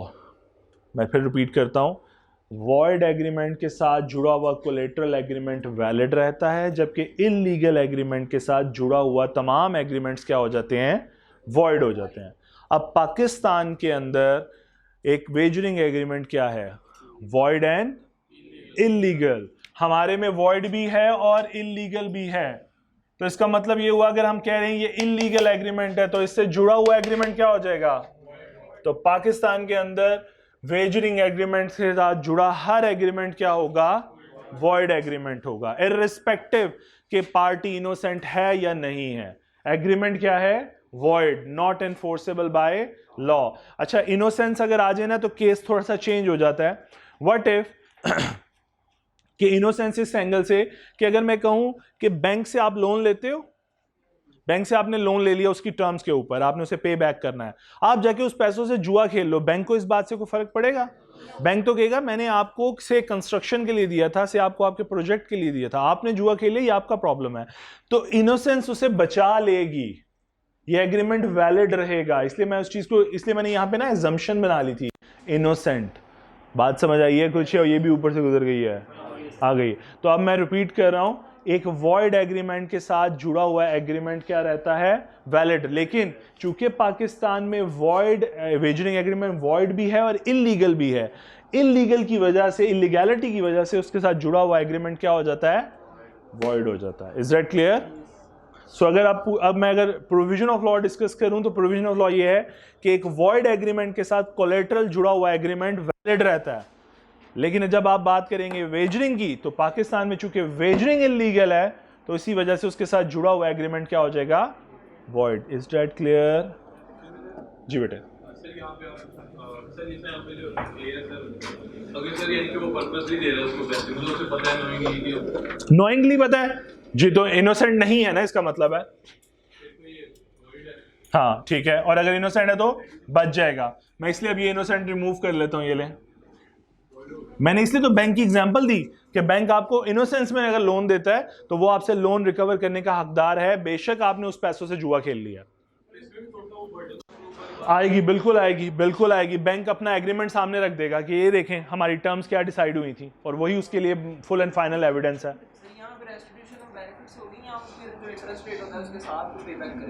बेटा देखो, मैंने कहा जिस तरह ए अगर लोन दे रहा है तो जो टर्म्स है उसके मुताबिक वापस करेगा, इवन इंक्लूडिंग अगर इंटरेस्ट इंक्लूडेड था तो उसके मुताबिक, टर्म्स के मुताबिक। अगर वैलिड कह दिया तो valid means enforceable by law, फिर वो उसी टर्म्स पे एनफोर्सेबल है जिस टर्म्स पे वो किया गया था। जी बेटे, अब क्लियर हुआ आपको कोर्जन वाली बात? अब आपकी अगर एग्रीमेंट, आपका वेजरिंग एग्रीमेंट कनेक्टेड है विद द कोर्जन, ठीक है, तो इनफैक्ट आपका ये एग्रीमेंट क्या है, वॉइड, और इससे जुड़ा हुआ इलीगल, और इससे जुड़ा हुआ एग्रीमेंट भी वॉइड। और बात समझ आई? ये लास्ट लाइन पढ़ दे दो बेटी, लास्ट दो लाइंस। हाँ बेचारे ए का क्या बनेगा? हाँ, इनोसेंट ना हो तो गया, अगर इनोसेंट है तो शायद बेहतरी बच जाए बैंक की तरह। मैंने कहा, मैंने बिल्कुल कहा ना, लेकिन मैं कह रहा हूं कि अगर फॉर एग्जांपल बैंक वाला केस जो समझाया उसमें इनोसेंसी तो उसे बचा रही है, इसे हम कहते हैं नॉलेज ऑफ द पार्टी। ये अगर टेक्निकल टर्म डिस्कस करें लॉ की तो लॉ से कहते हैं नॉलेज ऑफ द पार्टी। क्या पार्टी के पास ये नॉलेज मौजूद था कि पैसा किस पर्पस के लिए इस्तेमाल हो रहा है? अगर ए बैंक के पास ये पर्पस मौजूद था तो फिर तो बैंक ने अगर पैसा दिया प्रोजेक्ट के लिए तो आपने उसको मिसयूज किया ना, फिर नहीं, फिर वॉइडेबिलिटी का इशू नहीं आएगा, फिर वो वैलिड रहेगा। बात समझ पाए हो मेरी? मैंने 3 बातें डिस्कस की हैं, मिक्स ना कर देना प्लीज, खुदा का वास्ता। चलो प्लीज बेटी पढ़ दें। देखो अब यहाँ पे क्या वर्ड लिखा है, all parties, all agreements knowingly made. इसका मतलब पार्टी के पास नॉलेज था, मिस्टर ए को पता था कि वो जो उधार दे रहा है वो आगे जुए में इस्तेमाल होने जा रहा है। Is that clear? So knowingly का मतलब है इनोसेंट नहीं है पार्टी। जी बेटी पढ़िए। or assist the entering into, affecting or carrying out, or to secure or guarantee the performance of any void wagering agreement or void। बेटा ये लाइन काट दें, और टू सिक्योर और गारंटी द परफॉर्मेंस, ताकि लाइन आपको आसानी से समझ आ जाए। ये लाइन काट दें। अब पढ़िए बेटी दोबारा जरा। वो कहते हैं, मैं पढ़ देता हूँ, ऑल एग्रीमेंट्स नोइंगली, यानी पार्टीज जानती हैं कि वो क्यों पैसा दे रही हैं, इनोसेंट नहीं है, made to further or assist the entering into, यानी कि वो असिस्ट कर रही हैं किसी दूसरी पार्टी को ताकि वो कॉन्ट्रैक्ट में एंटर हो सके। कौन से कॉन्ट्रैक्ट में? ऑफ एनी मैंने इसको चेंज कर दिया, effect or carrying out of any void wagering agreement.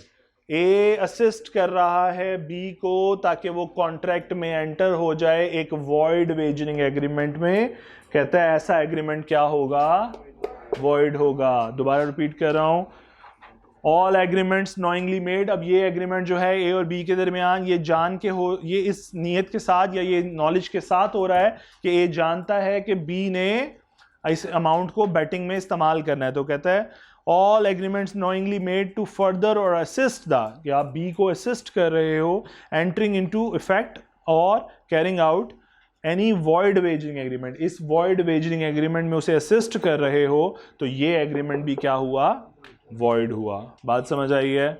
लेकिन मैंने आपको उसकी रियलिटी समझा दी कि ये इल्लीगल है, इसीलिए इल्लीगल के साथ जुड़ा हुआ एग्रीमेंट क्या होता है, वॉइड होता है। जी बेटे,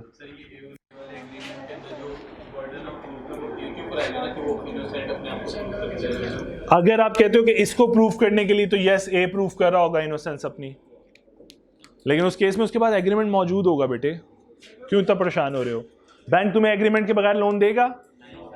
सो प्लीज बस ये लास्ट सुनते जाओ, वॉइड एग्रीमेंट, इसके साथ कोलेटरल एग्रीमेंट भी वैलिड, और कोई इल्लीगल एग्रीमेंट उसके साथ जुड़ा हुआ कोलेटरल एग्रीमेंट वॉइड। ठीक है, और इन दोनों में हमने एक चीज अज्यूम की है कि पार्टी के पास नॉलेज था, पार्टी हैव द नॉलेज। लेकिन जी अल्लाह ताला सबको आसानी दफा, भागो यहां से।